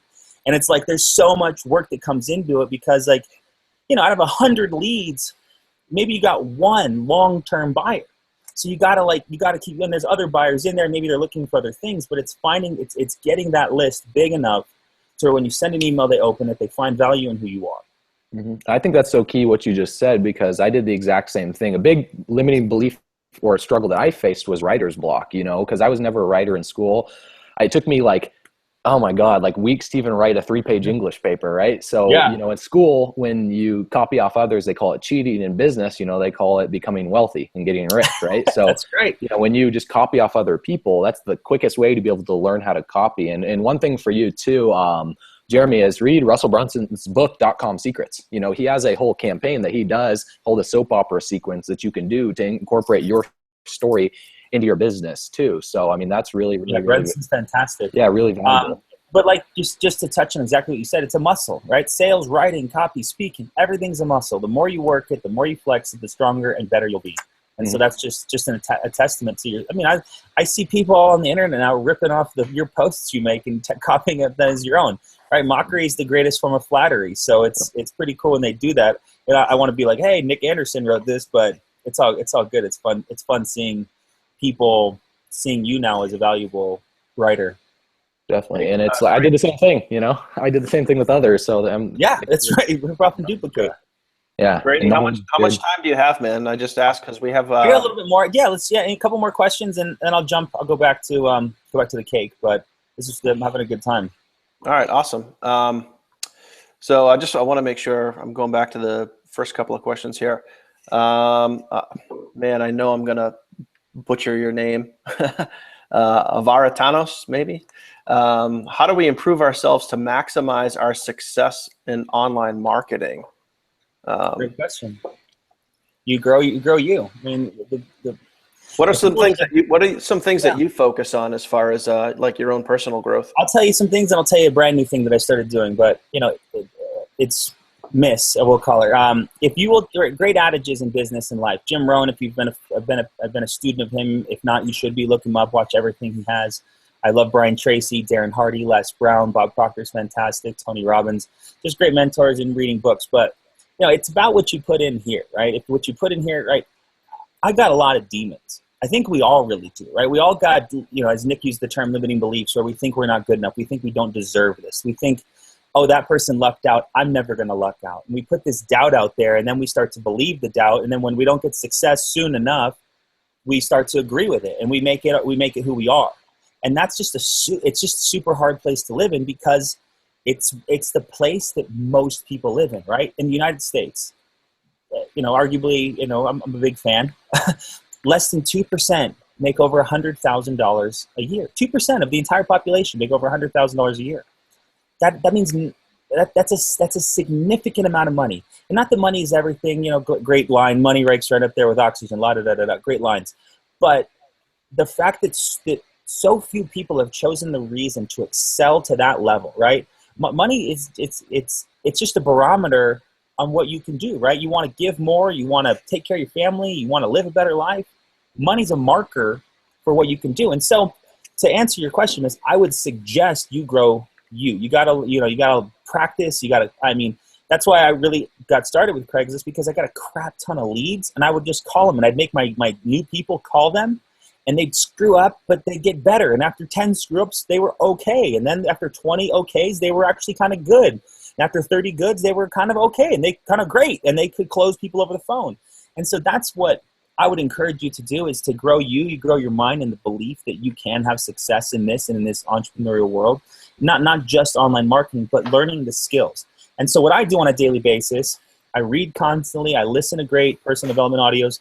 But a tip I just picked up, and the guy said, it's not about learning everything it is about business. It's about learning everything you can learn about everything. And he said, I watch a TED Talk every morning. And I'm like, that's fantastic. And I've started doing it, and I've learned about all kinds of stuff in the past week that now has made me more educated, held conversations with so many more different people. And that's what our goal is in life, is to become the best version of us. To become the best version of us and hold conversations, be able to become interesting, have charisma, be someone that people want to be around. That all those things add up to giving yourselves more success. And so that's one thing that I would encourage you to do, Miss, is read as much as you can. Great business books. If you're looking for two to start with, these are my two go-tos: Rich Dad, Poor Dad, and How to Win Friends and Influence People. These are the two most, in my opinion, greatest starting point books on get yourself in the right mindset of business and how to really start learning about business and how to communicate and talk to people. Yeah, and I want to throw this in there too, because it was kind of funny when I started looking around on YouTube for different audio trainings, because when you read, it's conscious, your conscious mind is focused on that. When you listen to audios, it's reprogramming your unconscious mind. And when I was stumbling across stuff, I remember stumbling across Kevin Trudeau's Your Wish is Your Command, which is a 13 audio series. Now it's funny, I started listening to these, and I didn't realize they were in a playlist, and I didn't even realize this, but the playlist was from Grady. And I was just like, holy crap, I know this guy. So I was like, I messaged him on Facebook. Oh yeah, like, I'm listening to all that these is right one now. of the best audios. And it's just it's hard to, it's hard. How do you describe a sunset, right? How do you describe a rainbow? Like, I mean, I guess you describe a rainbow, but double rainbow all the way. yeah, exactly. That was a funny video. But the reality is, like, that type of stuff, it's difficult to be able to empower someone. It's just like, you've got to take the initiative to seek out some personal development training, seek out some business stuff. And Kevin Trudeau's stuff, it's got a lot of stuff, but this is probably the most direct stuff where you can learn about how to work with you, how to control you, and how to program yourself to, when it's time to it's time to make calls and follow up with leads, and all of a sudden the car doesn't need to get washed, and laundry's got to get done, and oh man, I gotta go clean the dishes. We find a way to procrastinate every time that something important needs to get done, because we're scared and we're nervous and we have fear about what the prospect is going to say. And so that's one thing I would encourage all you to do. The more you can build up you and build up your belief in yourself and belief in your product, the easier it's going to be to call people. Mm-hmm. I also think just right. Sorry, just one point is, there's a lot of different authors in the self-development, genre there. And for me, it's Rich Dad, Poor Dad is great. I think Robert Kiyosaki also has the cash flow quadrant, which is fucking awesome too. But for me, I've found certain authors that I just kind of bond with better than others, and one of them recently, I've talked about it on other webinars too, but Jen Sincero has a book called You Are a Badass, and a lot of similarities to a lot of other motivational self-help personal development books out there. But just I really like her writing style, and that resonated with me. And also I listened to the audio book, and the fact that if I had a swear jar, I'd be a fucking millionaire. But I think, she swears in the audiobook, and her personality really just meshes with mine. So for me, I've gone back and I've listened to that thing I don't know how many friggin' times.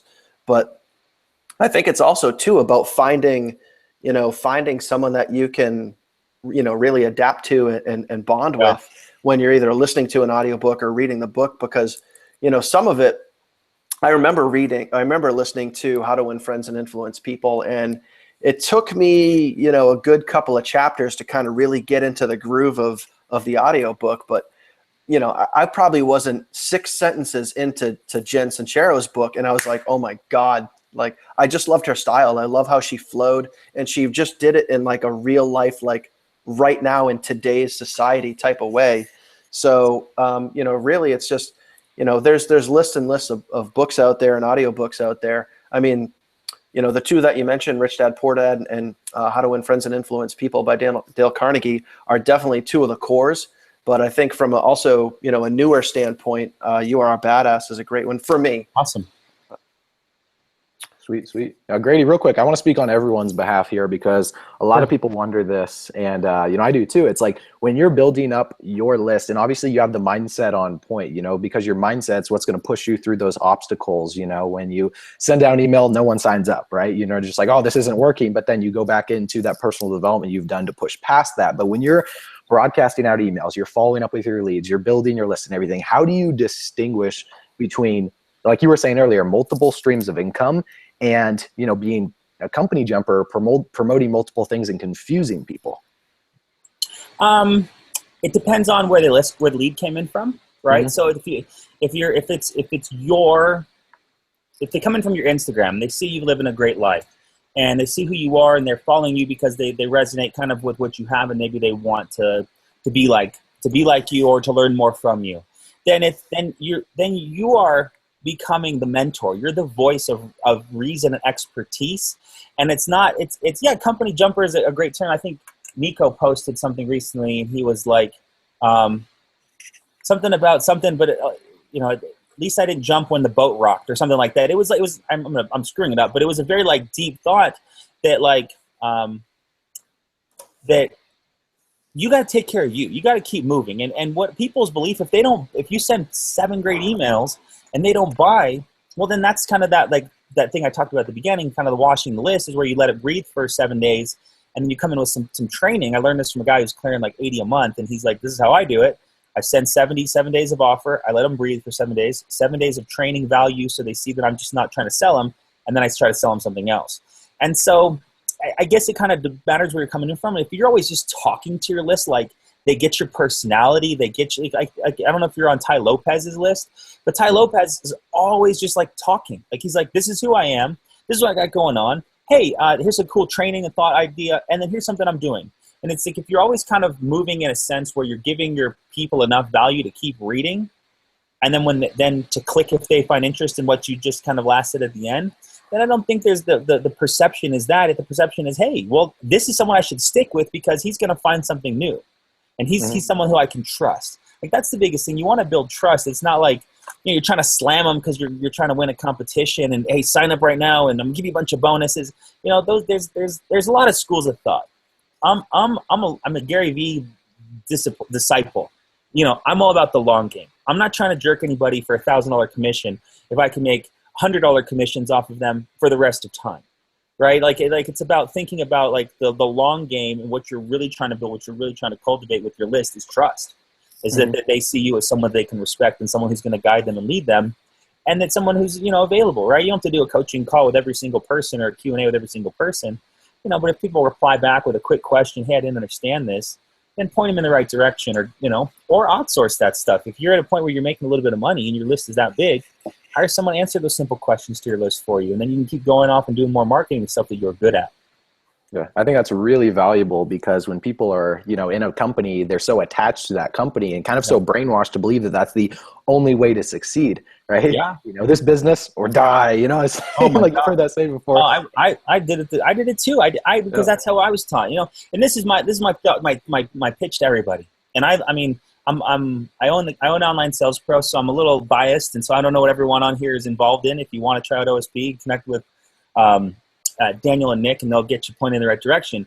But in today's day and age, network, like a traditional network marketing, lotion, shake, energy drink type company, where you've got to like take someone out of their job and say, hey, here's the whole rundown on what it's all about. They got a great product, and you got to buy the product, and then you got to get on this training call, and you got to get on the Saturday training, and then you got to get on these webinars, and there's a convention in Vegas, and you got to do all this stuff. And the guy's like, I make $13 an hour. I'm just trying to figure out how to make a little bit extra money now. I don't have time, nor the knowledge, nor the resources to commit to this huge additional venture. So what I'm seeing, and this is just my bird's eye perspective on all the people I talk to, is a lot of networkers are starting with a lower opt-in point, like a DA, like a Online Sales Pro, there's about like Easy One Up, like all these other little simple, smaller ticket opt-ins to create then a buyer's list.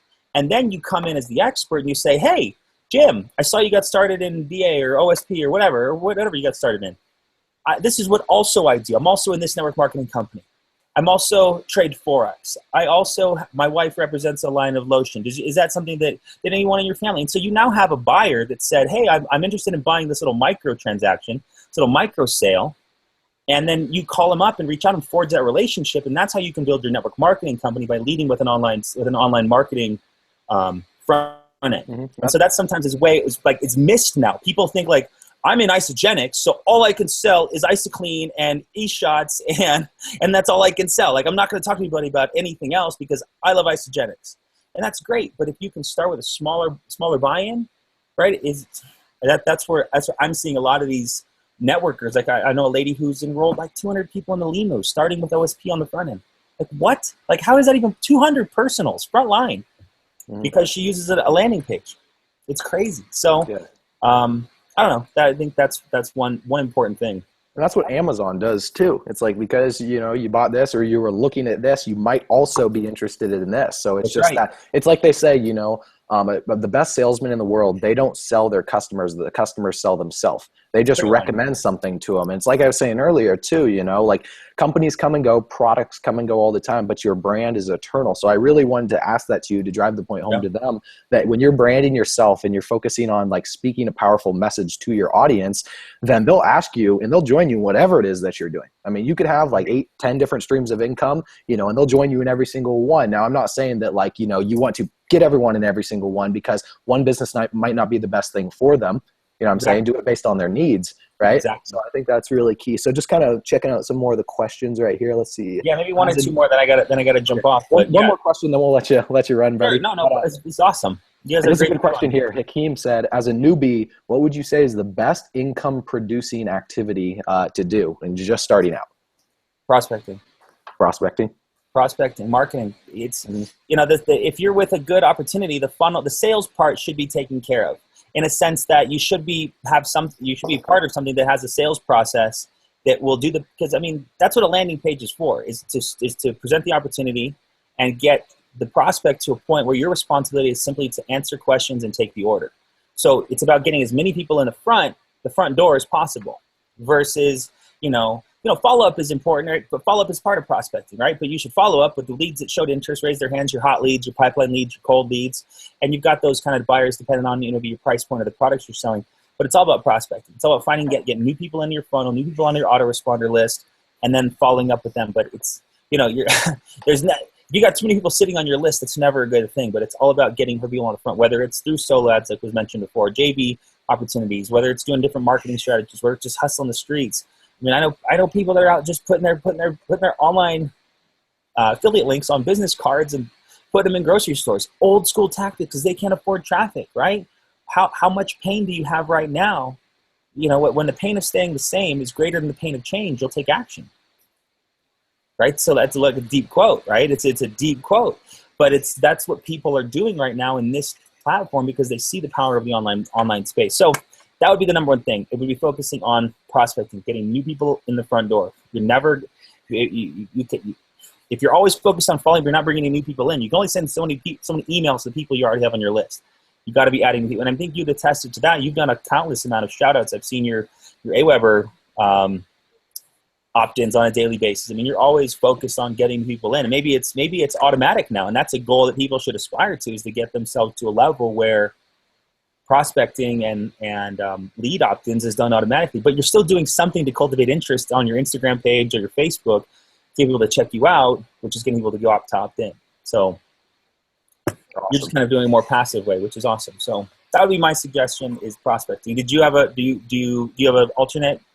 I think that's good. I think that's good, because that's fundamental. It's showing people how to interact and how to network with people, because it's network marketing. There's two chunks to it, right? There's networking, and then there's marketing, right? The people that only focus on marketing, like when I was starting out and I just focused on marketing, it took me so long to get results because I wasn't actively engaging people, right? I wasn't actively reaching out. And because I just focused on marketing, it took me several months before, even over like a year before I even signed up a person through videos, right? If I would have been prospecting, doing what you were saying, I would have gotten results a lot sooner. So for those of you that are, watching this, you guys, you really got to determine, obviously, two things, like playing the long game, like Grady says, being this long term, and then having that hustle, in the beginning to grind it out and prospect it first, so you can get those results and have that success story as well. But one more, just quick question, brother, and then we'll let you run. So for people that don't have results, like they haven't made any money and everything, and they're just starting to generate leads, like, what do they say to people? What do they send them in the emails when they don't have any results?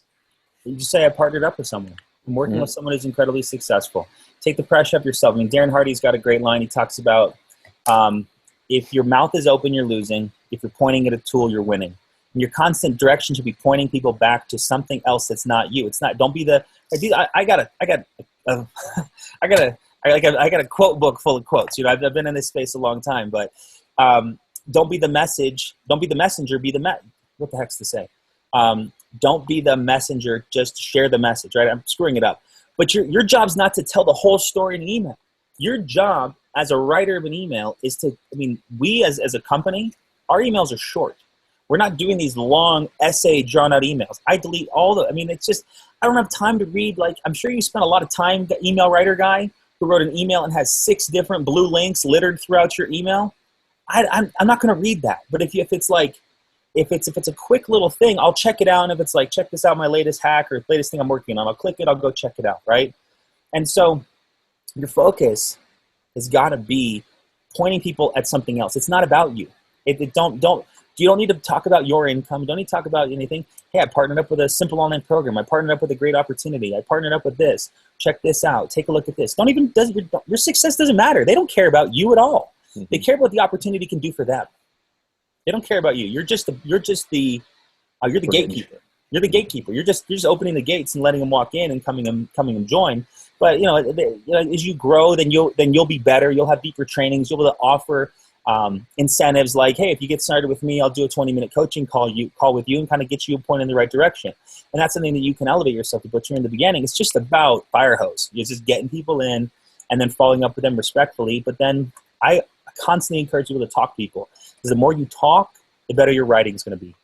The more it's just all about getting the brain, the synapses and dendrites, firing, so that you can put words better together so that they can resonate with other people. You can talk about pain. You can talk about other challenges they've had, and find a way to find a common ground. So that would be my number one thing is, if you don't have success, talk about someone else's success.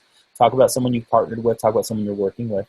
And, you don't need to lie. You don't need to be fake. I mean, that's one of the worst things. You ever get caught in that situation, then your credibility shot. Stick true to who you are, right? Hey, I'm new to this, but the people I'm working with, they're crushing it. I'd love to introduce you to them. Great answer, man. Great answer. One simple tip for all you brand new people, and this is a hack I learned from a guy he's enrolled thousands of people, and this is how he does it. On Facebook, makes a post, and he messages every single person that likes it. Sounds like a lot of work, right? But he messages every single person that likes it. And just as a way to regroup, he adds people constantly, and then he makes a good post. Maybe it's got some text, maybe a great picture. And every single person that likes it, he says, hey, Jamie, it's been a long time. Or, hey, Jamie, how are you doing? What are you currently working on? Or just something. He has like 30 conversations going on every day, right? In our Facebook, there's money in our Facebook. And this is a way where you, with time, can generate sales. Build them up, point them to your lead capture page, say, this is what I'm currently working on. Check it out when you got a minute. Simple little way, right? Jim Rohn says, easy to do, easy not to do. But that's what this guy did, and I've watched him. He's got meteoric network marketing success because he just works, right? I don't want to message 100 people. Well, you're not going to make what he makes then. Just you got to make the decision, right? So easy to do, easy not to do. But guys, this was fantastic. You've got a great crew on here. Thank you so much for inviting me on. I hope I gave some value. Hope all you guys, out there, keep crushing, keep working. And Nick and Daniel are fantastic. Follow them all the way.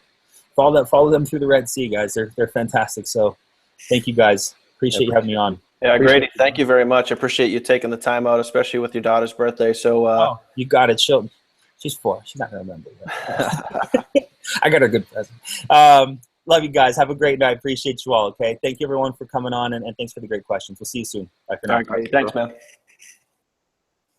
Wow. So I hope you guys really enjoyed that, because Grady's been in this space for a long time, and he's really a beast at what he does. So hopefully you guys took some notes, and I've seen a lot of questions over here. Is this going to be recorded? Yes, this will be recorded. Pretty much as soon as the webinar is over, it's going to be available on my YouTube channel. And I'll also kick that over to Nick so we can post it in Lifestylepreneurs, and then I'll probably post it on my Facebook feed as well. So yeah, you guys will definitely have this for sure.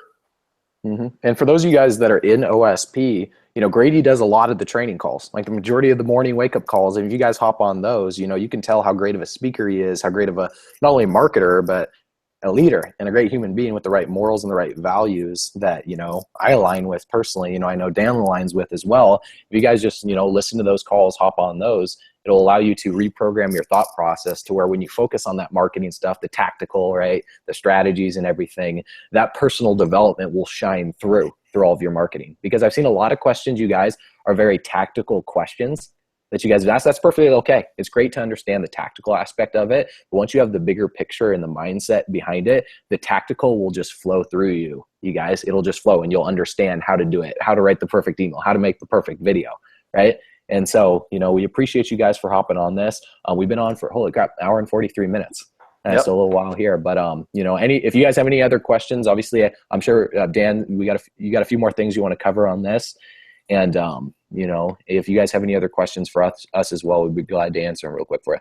Yeah, I want to see if I can. I don't know if we're going to have enough time for me to actually go through an email, although we might. But all right, so one of the questions that was asked actually in the in the chat a little while ago before we blew it up with the thanks, Grady. I don't know if I can scroll back and see it, but someone had asked, I remember seeing who it was, but how often to follow up. And that was actually one of the topics that we were going to discuss. So really how often you should follow up with your leads. Earlier we had mentioned there's really like three kind of main email marketing software companies. You have Aweber, MailChimp, GetResponse. Those are kind of like the big three. And MailChimp actually did a study a couple of years ago, and they surveyed basically people that were unsubscribing from lists. Okay. And they basically surveyed people that only wrote like an email or two a month, and then people that only wrote like an email or two a week. And then they surveyed people that wrote an email every single day. So, take a guess which out of the three, which people had the most unsubscribes. It was the people that only wrote an email like once or twice a month, had the most amount of people unsubscribing off of their list. The people that had the most retention and had the least amount of unsubscribes were the people that wrote an email every single day. Mm-hmm. So I would 100% encourage you guys to try to write an email every single day, okay? And this is where your routine comes into play, and this is where you guys really have to be disciplined. And I know for me, like literally before you guys got on this webinar, Nick and I were kind of live here just kind of shooting the shit a little bit. And I had talked about how I do what I call, and you guys can call it whatever the fuck you want, but where I do what's called like chunking, okay? Either on a Sunday afternoon, if I'm just sitting on the couch and I'm just watching football, I'll have the MacBook on my lap, and I'll create sometimes 2, 3, 4, 5 emails, and I'll schedule them to go out, Sunday night, or I always send my emails out. For me, I send them out at 5 o'clock in the morning. And the reason why I do that is I like to get people, I like to catch people before they start their day. So typically, the average person, not everybody, but the average person, they wake up, they're brushing their teeth in the morning, they're getting ready to go in the shower. And what are they doing? They're probably scrolling through their Facebook feed. They're opening their email. They're seeing, what happened last night. And that's why I like to send out my email at 5 in the morning, because you catch the average person before they start their day. Now, with that, I think the chunking or whatever for me is kind of beneficial, because again, I talked earlier about my time is really valuable. So I like to, maximize my productivity as much as I can. So when I'm sitting on the couch, just hanging out, drinking a beer, eating some nachos, whatever, I can also sit there and actually get some work done. And, I can write 3, 4, 5 emails, and I can line them all up to go out, Monday, Tuesday, Wednesday, Thursday morning. And, that works for me. Sometimes I'll fly by the seat of my pants and do it, once a night or whatever. But I think if you guys, it's up to you, whatever's going to work best for you guys, if you guys can plan that time out. So, one of the other things I wanted to get into too is obviously how often, but then specifically what type of content that you're going to be sending your list. Now, Grady hit on this a lot. Nick talks about this a lot, and I want to make sure that you guys definitely want to be sending out value. You don't want to be pitching all the time. And a good rule of thumb, and you guys can break this down in a couple of different ways, and I'll give you 2 examples, is think of the 80-20 rule, all right? So let's say I'm going to send out 1 email, and Grady talked about keeping an email, short, sweet, and not too long. There are other email lists out there that, they write emails where they're these big, long, wordy, documents. For me, that loses me. I don't have the time, or I don't have the patience to really sit there and read through a whole email unless it's really, really entertaining, which it's tough to get entertaining like right off the bat and keep somebody interested. Where for me, I like simple, clean, and hopefully, I'll show you guys an example of what I'm talking about. But when you picture the 80-20 rule, for me, what I like to do is like the first 80% of the email is value, some type of education, some type of you're teaching them something, whether it be about, it could be about your opportunity. It could be about something that you just learned. So ILT, invest, learn, teach. Maybe you watched a YouTube video, or you, just listened to an iBook in iTunes, or you just read a book and you got like a golden nugget in there. So the first 80% of your email, which the first 80% could be 3 or 4 sentences. So first 80% of your email, you're giving away value, you're giving content.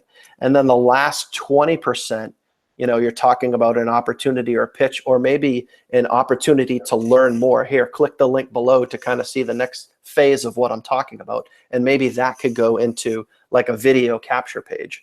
So the other way you could do that is, let's say you send out 7 emails in a week, maybe 80% of those emails are value, and then 20% of the emails really kind of towards the tail end, because you want to make sure that you're not just coming out and pitching right from the get.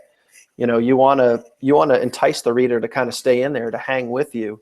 So 80% of your emails could be value, and then 20% could be pitch. Again, just kind of 2 different ways of looking at it. It's like Gary Vaynerchuk says too in his book, Jab, Jab, Jab, Right Hook. He wanted to title that book Jab, Jab, Jab, Jab, Jab, Jab, Jab, Right Hook, but that's just too many jabs and it wouldn't fit on the thing. So you had to condense it down. But as long as you guys are providing value, people will appreciate you for that. That's how you grow your brand. Because if you look at 99% of all these marketers out there, everyone just wants to pitch their company, right? They have the short-term thinking. They're playing the short ball, right? They just want to get that, 1 yard, right? They want to get those 10 yards in football, right? They're not playing the long game and seeing how they're trying to win the battle instead of the war, right? They're not long-term thinkers. So understand, you guys, that if you're providing value over a long period of time, through the 80-20 rule, and you pitch occasionally, don't be afraid to throw an offer out there, you guys.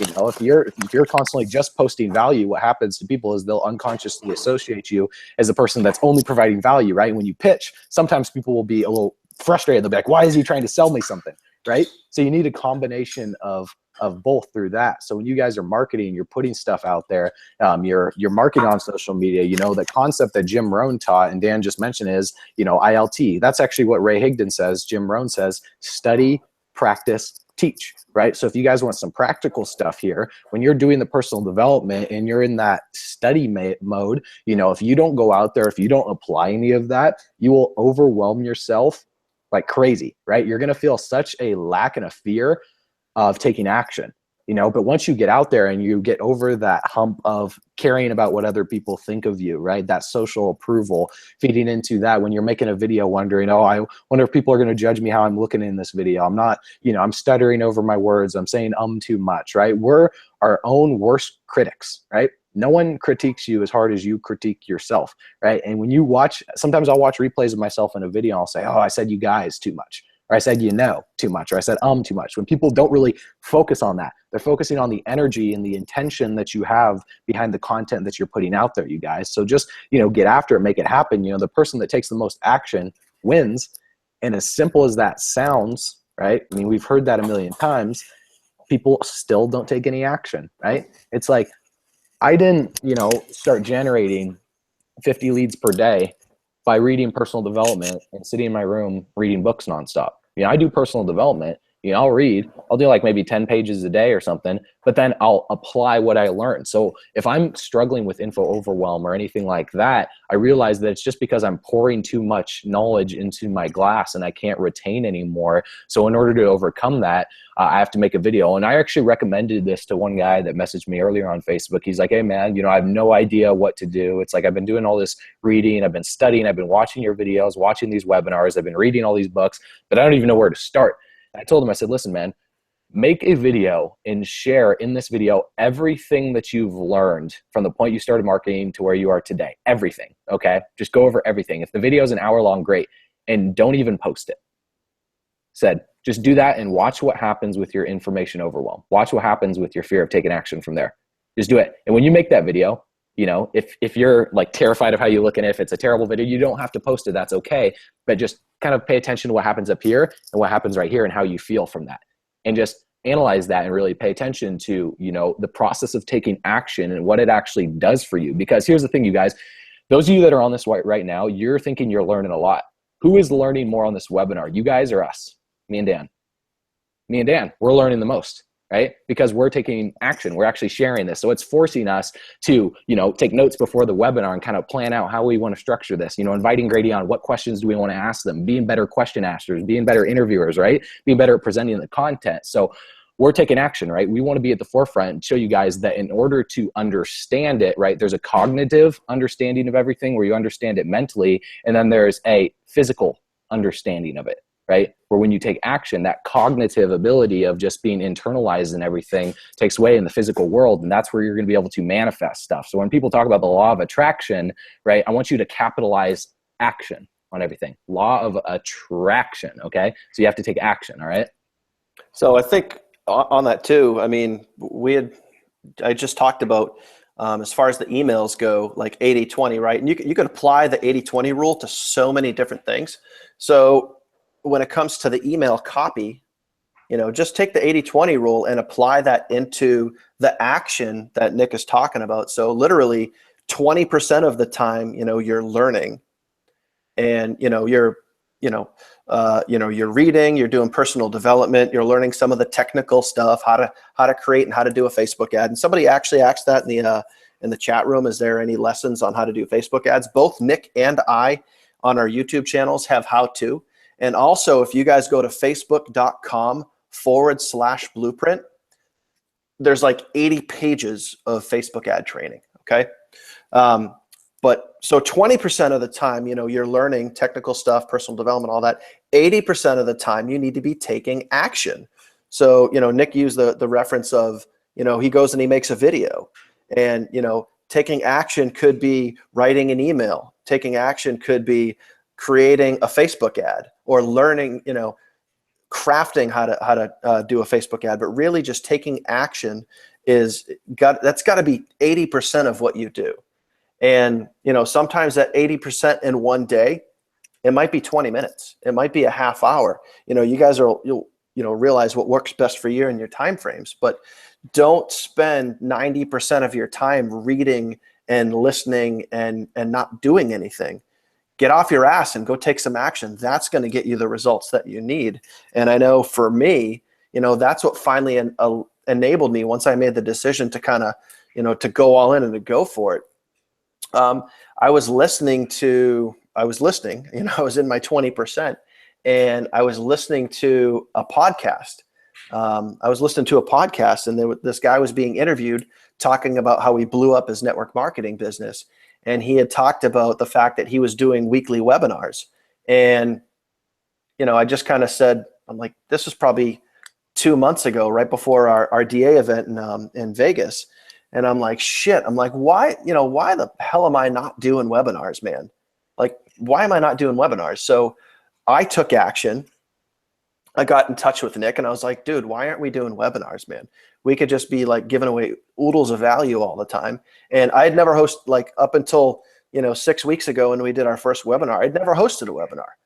And I got out of my comfort zone. I said, what the fuck? And we just went for it and we did it. And granted, we stumbled our ass through the first couple of them, but that's how you learn, We just took action and you did it. And sometimes you got to push yourself outside of your comfort zone. You got to ride right on the edge of your comfort zone. So think about that. I want to go back to a question that Brady had answered. And I know I can't remember which one of you guys asked it, but about, when you're a newbie, what is like one of the first things that you can do to get good at? And I really think that one of the first things that you can get good at, if you don't specifically get into Facebook advertising, but that's something that I would certainly focus on, because I've seen a lot of success. Nick has seen a lot of success with Facebook ads, but getting good at writing copy, and writing copy that is going to attract people to you. So into your niche, into your target audience, narrowing down your target audience. And we gave a lot of examples throughout this webinar about, Nick used his book and he kind of wrote, talked about that perfect person that you're marketing to. So what is some copy that you could write that is going to attract people towards you? And what I would do, and this is just an example too. So, and you can use this towards email and building your list. You can use this towards your capture pages. You can use this towards the copy that gets people into your capture page. But just take a piece of paper, okay? and just write down, 50, 40, 30, whatever it is, different sentences of just taglines. If you were to look at a Facebook ad, or you're scrolling through a feed and you look at one of those sponsored posts, chances are they might only be like a picture, a really attractive picture, and like 1 or 2 sentences that get you to click on that link. Because the whole idea of a Facebook ad is to get you off of Facebook. So what is a line that you can write that is going to get people off of Facebook and get them onto you? Mm-hmm. So think about that and practice that. That can be, your taking action. But and especially too, if you guys write it down, you're going to remember it more. But even if you have a sentence and then you just change one word, or just change, maybe you pluralize something and you just add an apostrophe S, but you can just tweak it just a little bit. And then when you start running your Facebook ads, that little tweak might be the difference between a successful ad and not a successful ad. Yep. And real quick, Jeremy, I just want to touch on what you just said here. You said you love to see as much training on copyright as possible. The best training you can ever get is what Matt just said. Okay. When you go through the gurus in the space, the top of the top, their copywriting, that is the best training you'll ever get, right? Sometimes what I'll do is when I see, and this is like 2 different mindsets you can have here. Okay. When someone is going through Facebook and they see ads of like Ty Lopez and stuff, most people, one mindset is, oh, and he's trying to sell me something. I hate this guy. Dislike, right? Another mindset that you can have is, this guy is very successful. Why is this working for him? And how can I incorporate what he's doing into my marketing? Okay. 2 different paradigms there. First one, what does it get you? Strokes your ego, right? Yeah, dislike. Yeah, hate this guy. Second one, forces you to think, forces you to grow. Okay. When you focus on the second one, sometimes what I'll do is I'll go through, I'll look at the little headline he used in his video. I'm like, oh, that's cool. I'll write that down. I can kind of use that in some of my marketing. I'll look at his sales funnel, his capture page. Like, okay, I could incorporate that onto my capture page. Oh, this video is pretty awesome. I could do that in the next YouTube video that I make. So always be studying successful copywriters to be a good copywriter, right? Not only just study them, but apply it, right? You're going to make some mistakes. When you make a video and you try and model, like when I was in my first business, Alex Morton, this one guy is very successful and everything. I was trying to be Alex Morton, right? I was trying, and he's like the hype man, he's the type that will scream in your face and scream at you to get you motivated. And it was like, it works for him. So I tried to be that. Didn't work for me, right? It was very incongruent with who I was as a person, right? So once I stopped trying to be someone else, was myself, and I just incorporated the philosophies that they had in my own unique speaking and writing style and incorporate some of the same stuff, right? Just model after them. Then that's when, I had more success from that point on. Okay. So it's a combo of those 2 things right there. And let's see here. You collect screenshots of good Facebook ads, copy. Yeah, no, that's good. If you have to screenshot stuff to remember it, like I say, never trust your brain as a filing cabinet. They say a short pencil is better than a long memory, right? So take notes, take as many notes as you can possibly can. Like right now I'm over at my buddy's house and, I brought my notebook with me, but back at my desk in my computer, I literally have stacks of notebooks from notes that I took all the way back from 2012. And sometimes I'll read through them and I'll look at some of the quotes and stuff I put down. I was like, wow, why would I write this down? Like, this is so basic, but it was so profound to me at the time to where when I read over it now, I was like, okay, it's a good understanding of the basics of the fundamentals, because Bruce Lee once said, he's like, I'm not afraid of the man who knows 10,000 strikes that he's practiced only once. I'm deathly afraid of the man who knows 1 strike that he's practiced 10,000 times. Okay. So I really want you guys to ponder on that for a little bit. What does that mean, right? For those of you that are kind of like, okay, interesting. Some people out there, they're trying to master so many different things. They're trying to look at so many different things, right? They're practicing it once. Oh, it doesn't work. I created a Facebook ad. And then when I message them, like, how long did you do it for? Oh, I did it for 2 days and I didn't get any results. I'm like, come on, man. What do you, it's just like the practicing those 10,000 punches one time, or you could be the guy that practices 1 punch, 1 method, 10,000 times, right? And that's how you become a master of something. All right.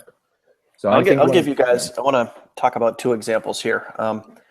So in regards to Facebook ads too, and there's a lot of testing that goes involved. So for myself, after, not getting the results that I wanted from solo ads, I got into Facebook advertising. Okay. Now,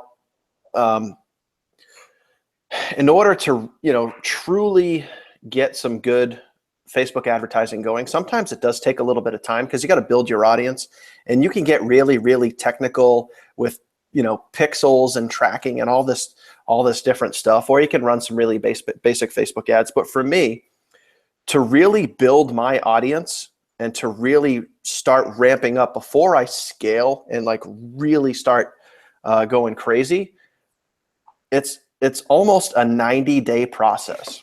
So I want you guys to realize that, like, I could have run Facebook ads for a week, 30 days or whatever it is, and just been like, yeah, you know what, I'm not getting the results that I want. But you got to realize that, chances are you guys are in this because, you want to make a change, you want more money, you want to build a lifestyle, you get your why, all that sort of stuff. But this is a long-term thing, and I was working with one guy on my team, and he was getting a little frustrated because he wasn't getting what he wanted after like 3 days, and he was getting ready to throw in the towel. I'm like, dude, like, if you can't make it 3 days, this ain't for you.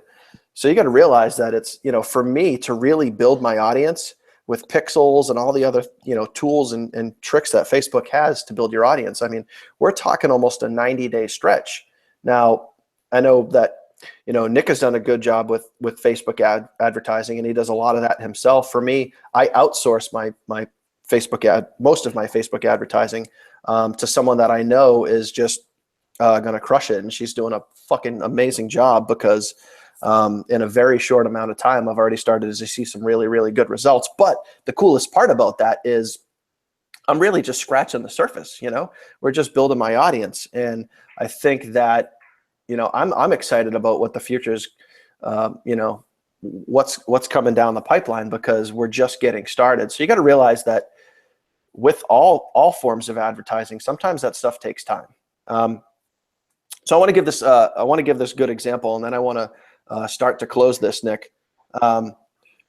So when it comes to copy, we talked a lot about copy and having ideas for copy, okay, and like what to send your list and where to get ideas. We talked about ILT, Invest, Learn, Teach, or Learn, Do, Teach. Now, one of the best ways to use this, and I'll get further into this in a second, but one of the best things that you guys can do is whatever the top people are that are in your niche. So if you're into, let's just say, affiliate marketing, we'll just use that as an example. Find some of the top affiliate marketers out there. Frank Kern, Mike Dillard, Ryan Dice, those type of people, okay? And then just go and create whatever email that you use, Yahoo, MSN, Hotmail, Gmail, whatever. Just create like 3 different or 4 or 5, however many you want, different email addresses, testfunnel1@gmail.com, or, Jeremy's testfunnel1@gmail.com, Jeremy's testfunnel2, whatever it is.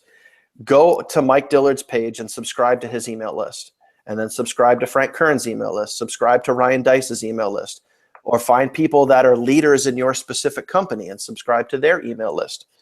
And then literally you're going to get copy that you could look at every single day because it's going to get emailed to you. Okay. But you're going to be able to identify with, what works for you. Now for me, I have an email that I copy all the time, several times a week as I'm building my emails throughout the week. I have a leader in my organization and in my primary business that I copy that all the time, and then I just change some of the wording around. I make sure there's value in there, and then I just throw a call to action at the end. So that's my 20%. The other 80% is the value in the email. Sometimes there's a link for more information. Maybe it's to go read a blog or something like that. So at this point in time, I would just say that we can get into the Q&A and we can start answering a lot of questions. Or if you guys want, I can actually take you through. I mean, I know we're up over 2 hours at this point. although we still got the majority of the people on here, which is awesome. We can start getting into the Q&A, or I can actually take you guys into my Aweber, and you guys can kind of sit over my shoulder as I create an email, and you guys can see exactly how I do it and the structure that I use. So, whatever you guys want to do, if you want to do Q&A or you want me to demo the email, just either write Q&A in the text box or demo in the text box, and then I guess we can just take it from there. I think it'd be a good time to go through the demo because they've been Q&A this whole time as we going through this. All right. Same demo. I took you up on the beer, man. Nice to see that. Yeah, I'm already finished with mine. All right, looks like go for the demo. All right, we're going for the demo. All right, so I'm literally going to take you through. I'm going to take you through my entire email writing process. Okay. Now, this isn't me creating my own content. This is me copying content. So this is the example that I just gave you. So from start to finish, I guess what I'll actually do is today's the 1st. So I'm going to write an email that's going to go out tomorrow, and you guys can sit right over my shoulder and watch me do this. Okay, we good? Rock and roll. People are saying they have to go to the bathroom. They can't move. All right.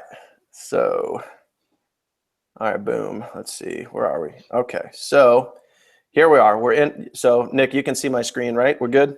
Yep. All right, cool. So, whatever email software that you guys use, this is what we're going to do.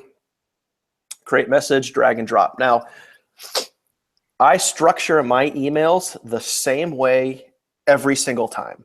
No matter what, I always structure the flow of my emails the same way. So I'm literally going to try. I'll try to do this quickly, but so you guys can also see from a time standpoint how long this actually takes. And it's not going to be perfect, but we'll get into it. And I'm going to sit in silence here for a second, and then I'll explain everything I'm doing as I get to it. Okay. We need like that Jeopardy music going. Yeah, I know. I like, should. No. How fast can he do it?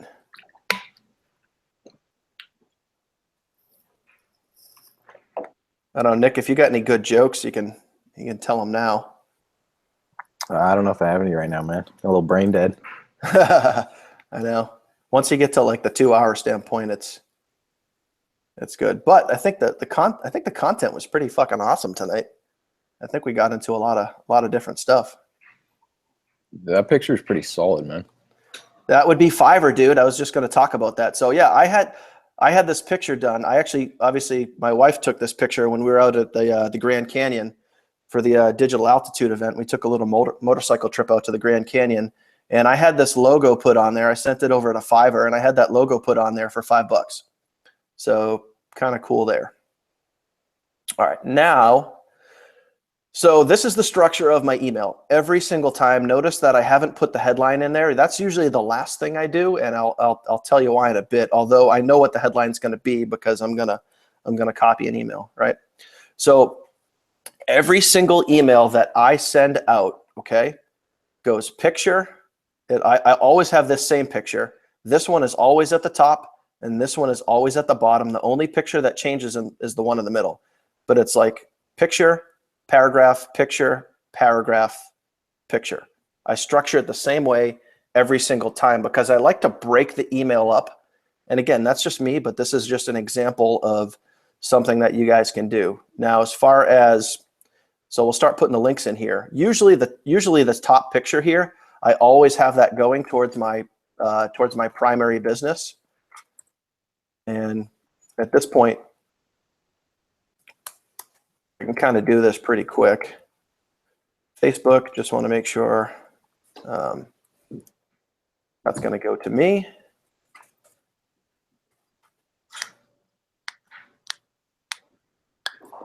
Yeah, and Aweber's pretty cool, you guys, because you can just drag and drop from the left-hand side. And if you look at, like, if you just have text, it's cool how Dan does this too. He modeled it after actually the CEO in our primary company. That's how he structures his emails the exact same way. So when you have a combination of those pictures and the text, it forces people to kind of get that visual. That. So here's an example, okay? Now, I don't know if that's a picture that I want to use right there, but let me go into here. Hey, I know that guy. I'm going to use that one because I'll actually, you know what?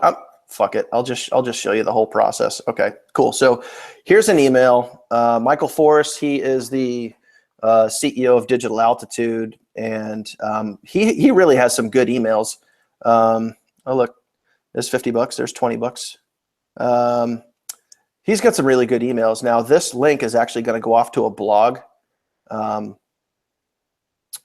which talks about so we're talking about 9 key steps to the millionaire mindset, or 9 keys to the millionaire mindset. And there's actually a blog here. So what I'm going to be doing when I send this email out is I'm going to be giving people value. So my point is in this email to give people value. And I'm going to show you how I tie in a call to action. So I'm literally just going to take this, click it, copy it, boom, bring it into here, paste it. The only thing that I do here is I'll just Control All, and I just make sure everything is the same size. Okay, pretty simple right there. All right, so then we're going to go into this bottom one, and let me see. Go back to my email. Same thing.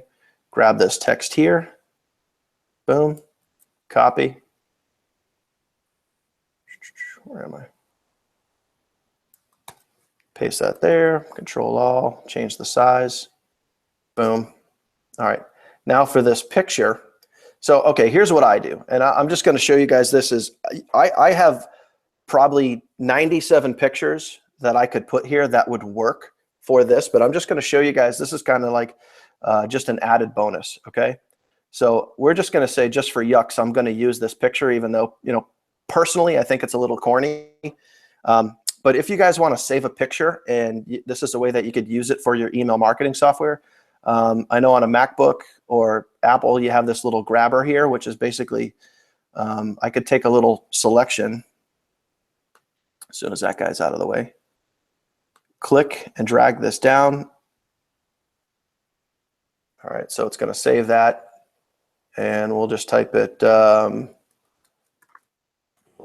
call it whatever the hell you want. It really doesn't matter because I'm just going to delete it after I save it anyway. So there's a site here called Imager, okay? And you can see I got a whole bunch of other images here. This comes into play when you're using your email marketing software, because you see here where it says image URL. So instead of taking something from your photos, what this site, Imager right here, this site is really cool, because what you can do is you can save your photos here, and it saves them online instead of saving them, you know, and wasting up memory on your computer. So it's just a cool way to do it. Now, again, I just tap on that image that I just saved. I grab the direct link. I copy that. I come back here, post the link, and then boom, there you go. Okay. So now, I hate when it does that. What happened here? All right. So now, this guy here, this is going to go, anyone that just clicks on me, it's going to go to my affiliate offer. If they click on there, it's obviously going to go to my Facebook offer.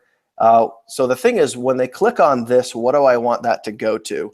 And I'm going to cut, for me, sometimes I mix it up, and I'm going to tweak that. So now the whole email is value. It talks about, you know, 9 keys to the millionaire mindset. So now how do you add in a call to action? So usually what I'll do is I'll just look at the last couple of sentences here.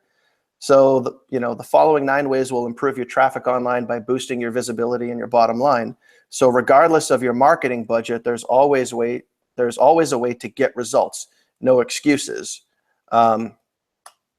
So what I'll do, sometimes I'll just take this last line and I'll create my call to action, and I'll put something like,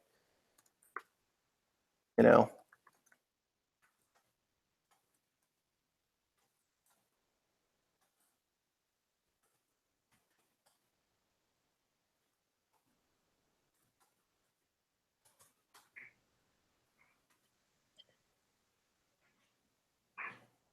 So, and that's where, I'm going to go into my back office. I'm going to grab my links. I'm going to go right to my sales page, or right to my actual order page. Okay. And I'm going to go back in here, put a hyperlink in, copy, boom, paste. Sorry, don't mind my language. Try that one again. All right, I'm going to show you guys another key tip here too, okay? So I want you guys to be, whenever you guys are sending out emails, everything you do on your capture page, wherever you guys are getting leads from, you always want to tag where your lead is coming from. So you see right here where it says T, it says, the and symbol and then T equals.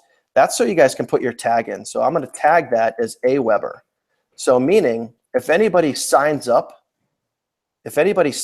here and they do it through email, it's going to have this Aweber tag on it. So I'm going to know that I sponsored in somebody from an email that I sent out. So that's very, very important. Okay.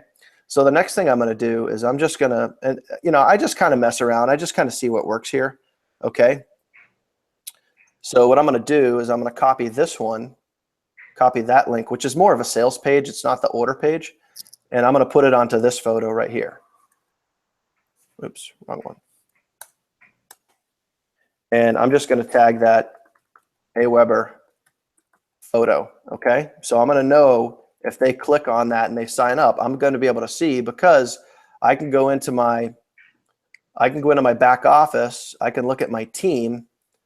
All right. And you guys see here how everybody's tagged. I know where everybody's coming from. Every single lead that I get into DA, I know Facebook info. This is somebody that messaged me and asked me for info. So what did I do? I tagged it, right? Aweber, this is somebody that came out of an email.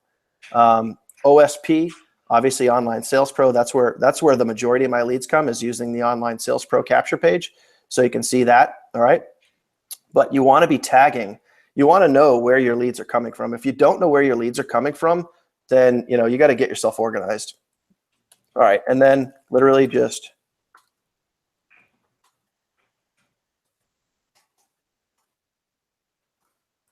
and that's how we end it, just like that. And then just for yucks, we'll bold that. Now the very last thing I do, oops.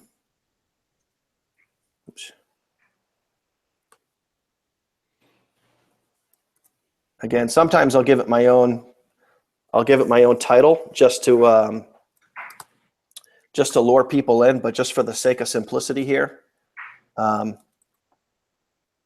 like the clickbait, Yeah. You don't want to mislead them though. Like if you have that clickbait that gets them to like, oh, what is this? It's kind of controversial a little bit. It gets them to open it up and it talks about that headline, but it doesn't mislead them. It informs them. They're like, okay, that makes sense. I understand why you put that headline. Some people will just use clickbait just to get that click. And then people read it, they're like, this is nothing at all what the headline says. Yeah, if it doesn't have to do with that. Yeah, they get frustrated. So one thing that I like to do, Dan, while you keep I'm not sure if you keep typing up stuff, but one thing. Well, let me just talk through this real quick here. The one thing that you guys always want to do before you send your email, you always 100% want to test your email and you want to test your links. Just to be sure that all of the pictures, all of the hyperlinks, that everything works correctly. Okay, so boom, there's the email, it comes up. There's a handsome dude right there. So again, I click on that link, I make sure, yep, that goes to the right page there. I'm going to go down here, I'm going to click, this should go to the blog. And it does. Okay, I can see that coming up, that's cool. I'm going to click on the picture, that should go to the free training, and it does, I can see it coming up. Okay, we're good with that. And then I already know that link works, and I'm going to go here. This is going to go to the order page. Boom, that's good there. And then lastly, I'm just going to click on Facebook, and that sends me off to Facebook. Okay, so guys, that is, so when I'm sitting down on a Sunday, or really whenever, I could create that. So we know the copy's good. We know that there's a call to action at the end. We know that all the links work. And then literally we just save and exit, and then send options, and then I schedule my broadcast. So I have several different lists, but I know there's 3 lists that I send pretty much everything to. And then I'm going to go in here. I'm going to select Friday, which is almost tomorrow. I'm going to go 5 a.m. Apply, schedule, and that's it. Now, so time-wise, I mean, I don't know how long that took. Maybe 10 minutes. But there, boom. Now that's done, and we're good to go. So that's scheduled, and that's off and running. So that's it, guys. That's how I do a lot of my emails. So hopefully you guys got some value out of that. Yeah, that was awesome. That was awesome. And you guys will kind of clarify your own strategy on how you structure your emails and everything. Play around with it for a bit. Once you have your kind of like images created through Fiverr, or if you know how to use Photoshop, you can have one, throw it in there every single time. Like if you guys are subscribed to my list, you see at the bottom, I always have my little Facebook one, like add me as a friend on Facebook, which leads to the group page where they can get plugged back into the group page, right? So it's not so much about the strategy of like, what's the best picture, right? What's the best link text for them to click, right? It's just all about plugging and playing around with it for a bit until you find something that works for you. Okay, that works for you. And how you do that is just modeling after other people, incorporating that into your own personal brand, and then just staying consistent on a daily basis, emailing your list daily, and then that way you're always staying at the forefront of their mind, right, when they think of you, because there's so many marketers out there that are constantly putting stuff out. And if you guys go like 3 weeks a month, without doing anything, without putting out any content or anything, people will forget about you. They will. And then when you come back to the scene, they're going to be like, okay, where's this person been? Like, I don't know what he's been up to. I want to follow the person that's in the game, that is dedicated to it, that is fully committed to it, right? And we're not saying that you have to invest like, 20 hours a day into this, you guys, a couple hours per day when you're starting out. The more you invest, obviously, the more you'll get out of it. Like, obviously, we've been on this webinar for nearly 2.5 hours with you guys sharing all this stuff because, we realize that it's going to be like a brick recorded in time, right? We record this, so when this is put out there on YouTube, we can send a broadcast email out to our list from the recording of this video for the next few weeks, right? Just say, hey, if you missed this, check this out. Go back to it. Keep watching it again. So it just gives people a reason to re-engage with our content. So like I was saying in the chat, Dan, while you were going through that, you guys, your company has their blogs, the trainings, all the stuff that the company is doing to engage people in it. But you should start thinking about doing your own little team training webinars, your own little broadcasting material to start building your brand. And slowly but surely, those bricks will turn into a wall, and that wall is going to turn into a building, and that building is going to turn into an empire. But with that being said, Dan, that was awesome. Great material right there. I think that about wraps it up for tonight, you guys. We really appreciate you for hopping on, hanging on with us throughout this whole thing. Feel free to watch this again. We're going to post this up inside of the Lifestylepreneurs group page. I'm going to send out a broadcast email. Dan will as well. And if you guys just want to reach out to us, about anything, feel free to do that on Facebook. Yeah. So, I don't know, unless there's any other last minute questions. Jeremy, you just wrote my name in there. I don't know if that was a question or what, but I thought it was cool. Somebody says we should have charged for this webinar, but that's half the fun, guys. We're here to just give value away, and you guys need to be thinking about that in your business too. Is the more value you can give away, the more content that you can give, the more you're going to attract people to you, and that's really what this business is all about. That's how I've had success, and that's how Nick has had all his success in the last few years, is just by giving away so much value and so much content. So, that's really what it's all about. And I didn't really have that shift and start having that success until I started giving away value and giving away content. That's just the name of the game. Yep. And someone just asked, how do you do a webinar without a following? You do it. That's how you do it. You just record it. I remember the first webinar I did, no one was on it. Okay? I just recorded it, shared value, and then I put it out there. And then I posted it on my Facebook wall, sent out an email to it. 3 people watched it. But guess what? I cleared that info overwhelm. Okay? Just like I told you guys earlier. I just did it. Like Gary Vaynerchuk says, 1 is always better than 0. 1 view is better than no views, right? I see so many people out there in marketing, they're so pompous, and they think that I'm not going to do this unless thousands of people show up. Like, I'm not going to go to a meeting or an event unless there's 1 million people there. I remember when I was doing one-on-one events for like a whole year in my town at like, you know, Carl's Jr. and Starbucks and everything. Now, obviously I realize that there's more efficient ways to do it now, but I was willing to do whatever it takes. So you guys just got to do whatever it takes. Do whatever it takes to make this work. I mean, just keep your vision in the forefront of your mind of why you're doing this. What's your why? What's your purpose? What's your passion? Why you're passionate about this in the first place? And then just plug and play every single day. And eventually, you know, you're going to start to have those little tiny breakthroughs, those micro momentum that will build up to that macro momentum. And then you'll finally have, you know, that $10,000 a month, that $20,000 a month, or if that's your goal. Okay. Or if your goal is just to make $1,000 per month, you guys, you can do that too. Okay. Whatever you can dream, whatever you can believe, you can achieve. All right.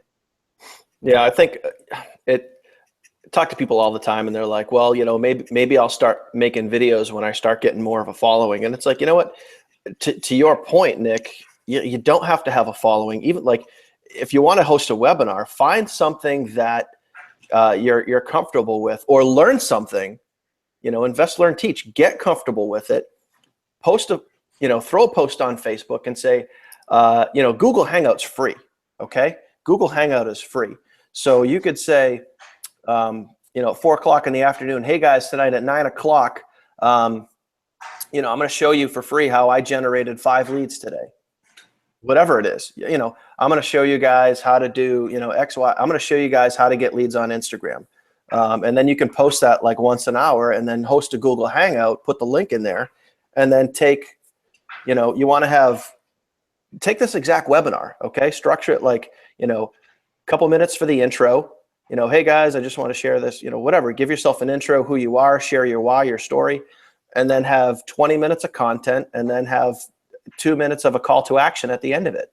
30 minutes, and just rock it out. But you guys can figure that out, and you just got to do it. You know, you just got to do it. That's the only way to push yourself out of your comfort zone and just go do it. Yeah, since we're doing these weekly, you guys, next Thursday, we'll probably end up going over like video marketing and kind of like how to structure your videos or webinars in that aspect, because video marketing is by far one of the best ways to build your brand. Not only build your brand, but to get out of your comfort zone and get out of your own head, right? Because we're all stuck in our heads, you know? So many people overthink things all the time, you know, not only like thinking about what other people are thinking about you, right? But you're also thinking about what's the right thing to say to be a people pleaser or do all this stuff. But once you get out of your head and you get into the action mode, you start creating those videos, then you'll be able to have those breakthroughs. But with that, you guys, like I said, we appreciate you. We're going to post up the replay inside the group page, send out the emails. And with that being said, we'll see you guys next Thursday. And also one more thing, we'll wrap it up Saturday morning, doing a webinar with Vincent Ortega, one of my mentors in the online marketing space. And I'm just going to be going over, you know, how he's created an 8-figure business and some more strategies if you guys kind of want like the tactical as well as the mindset combined together on that and what he's doing inside of his business. Make sure to make it on that.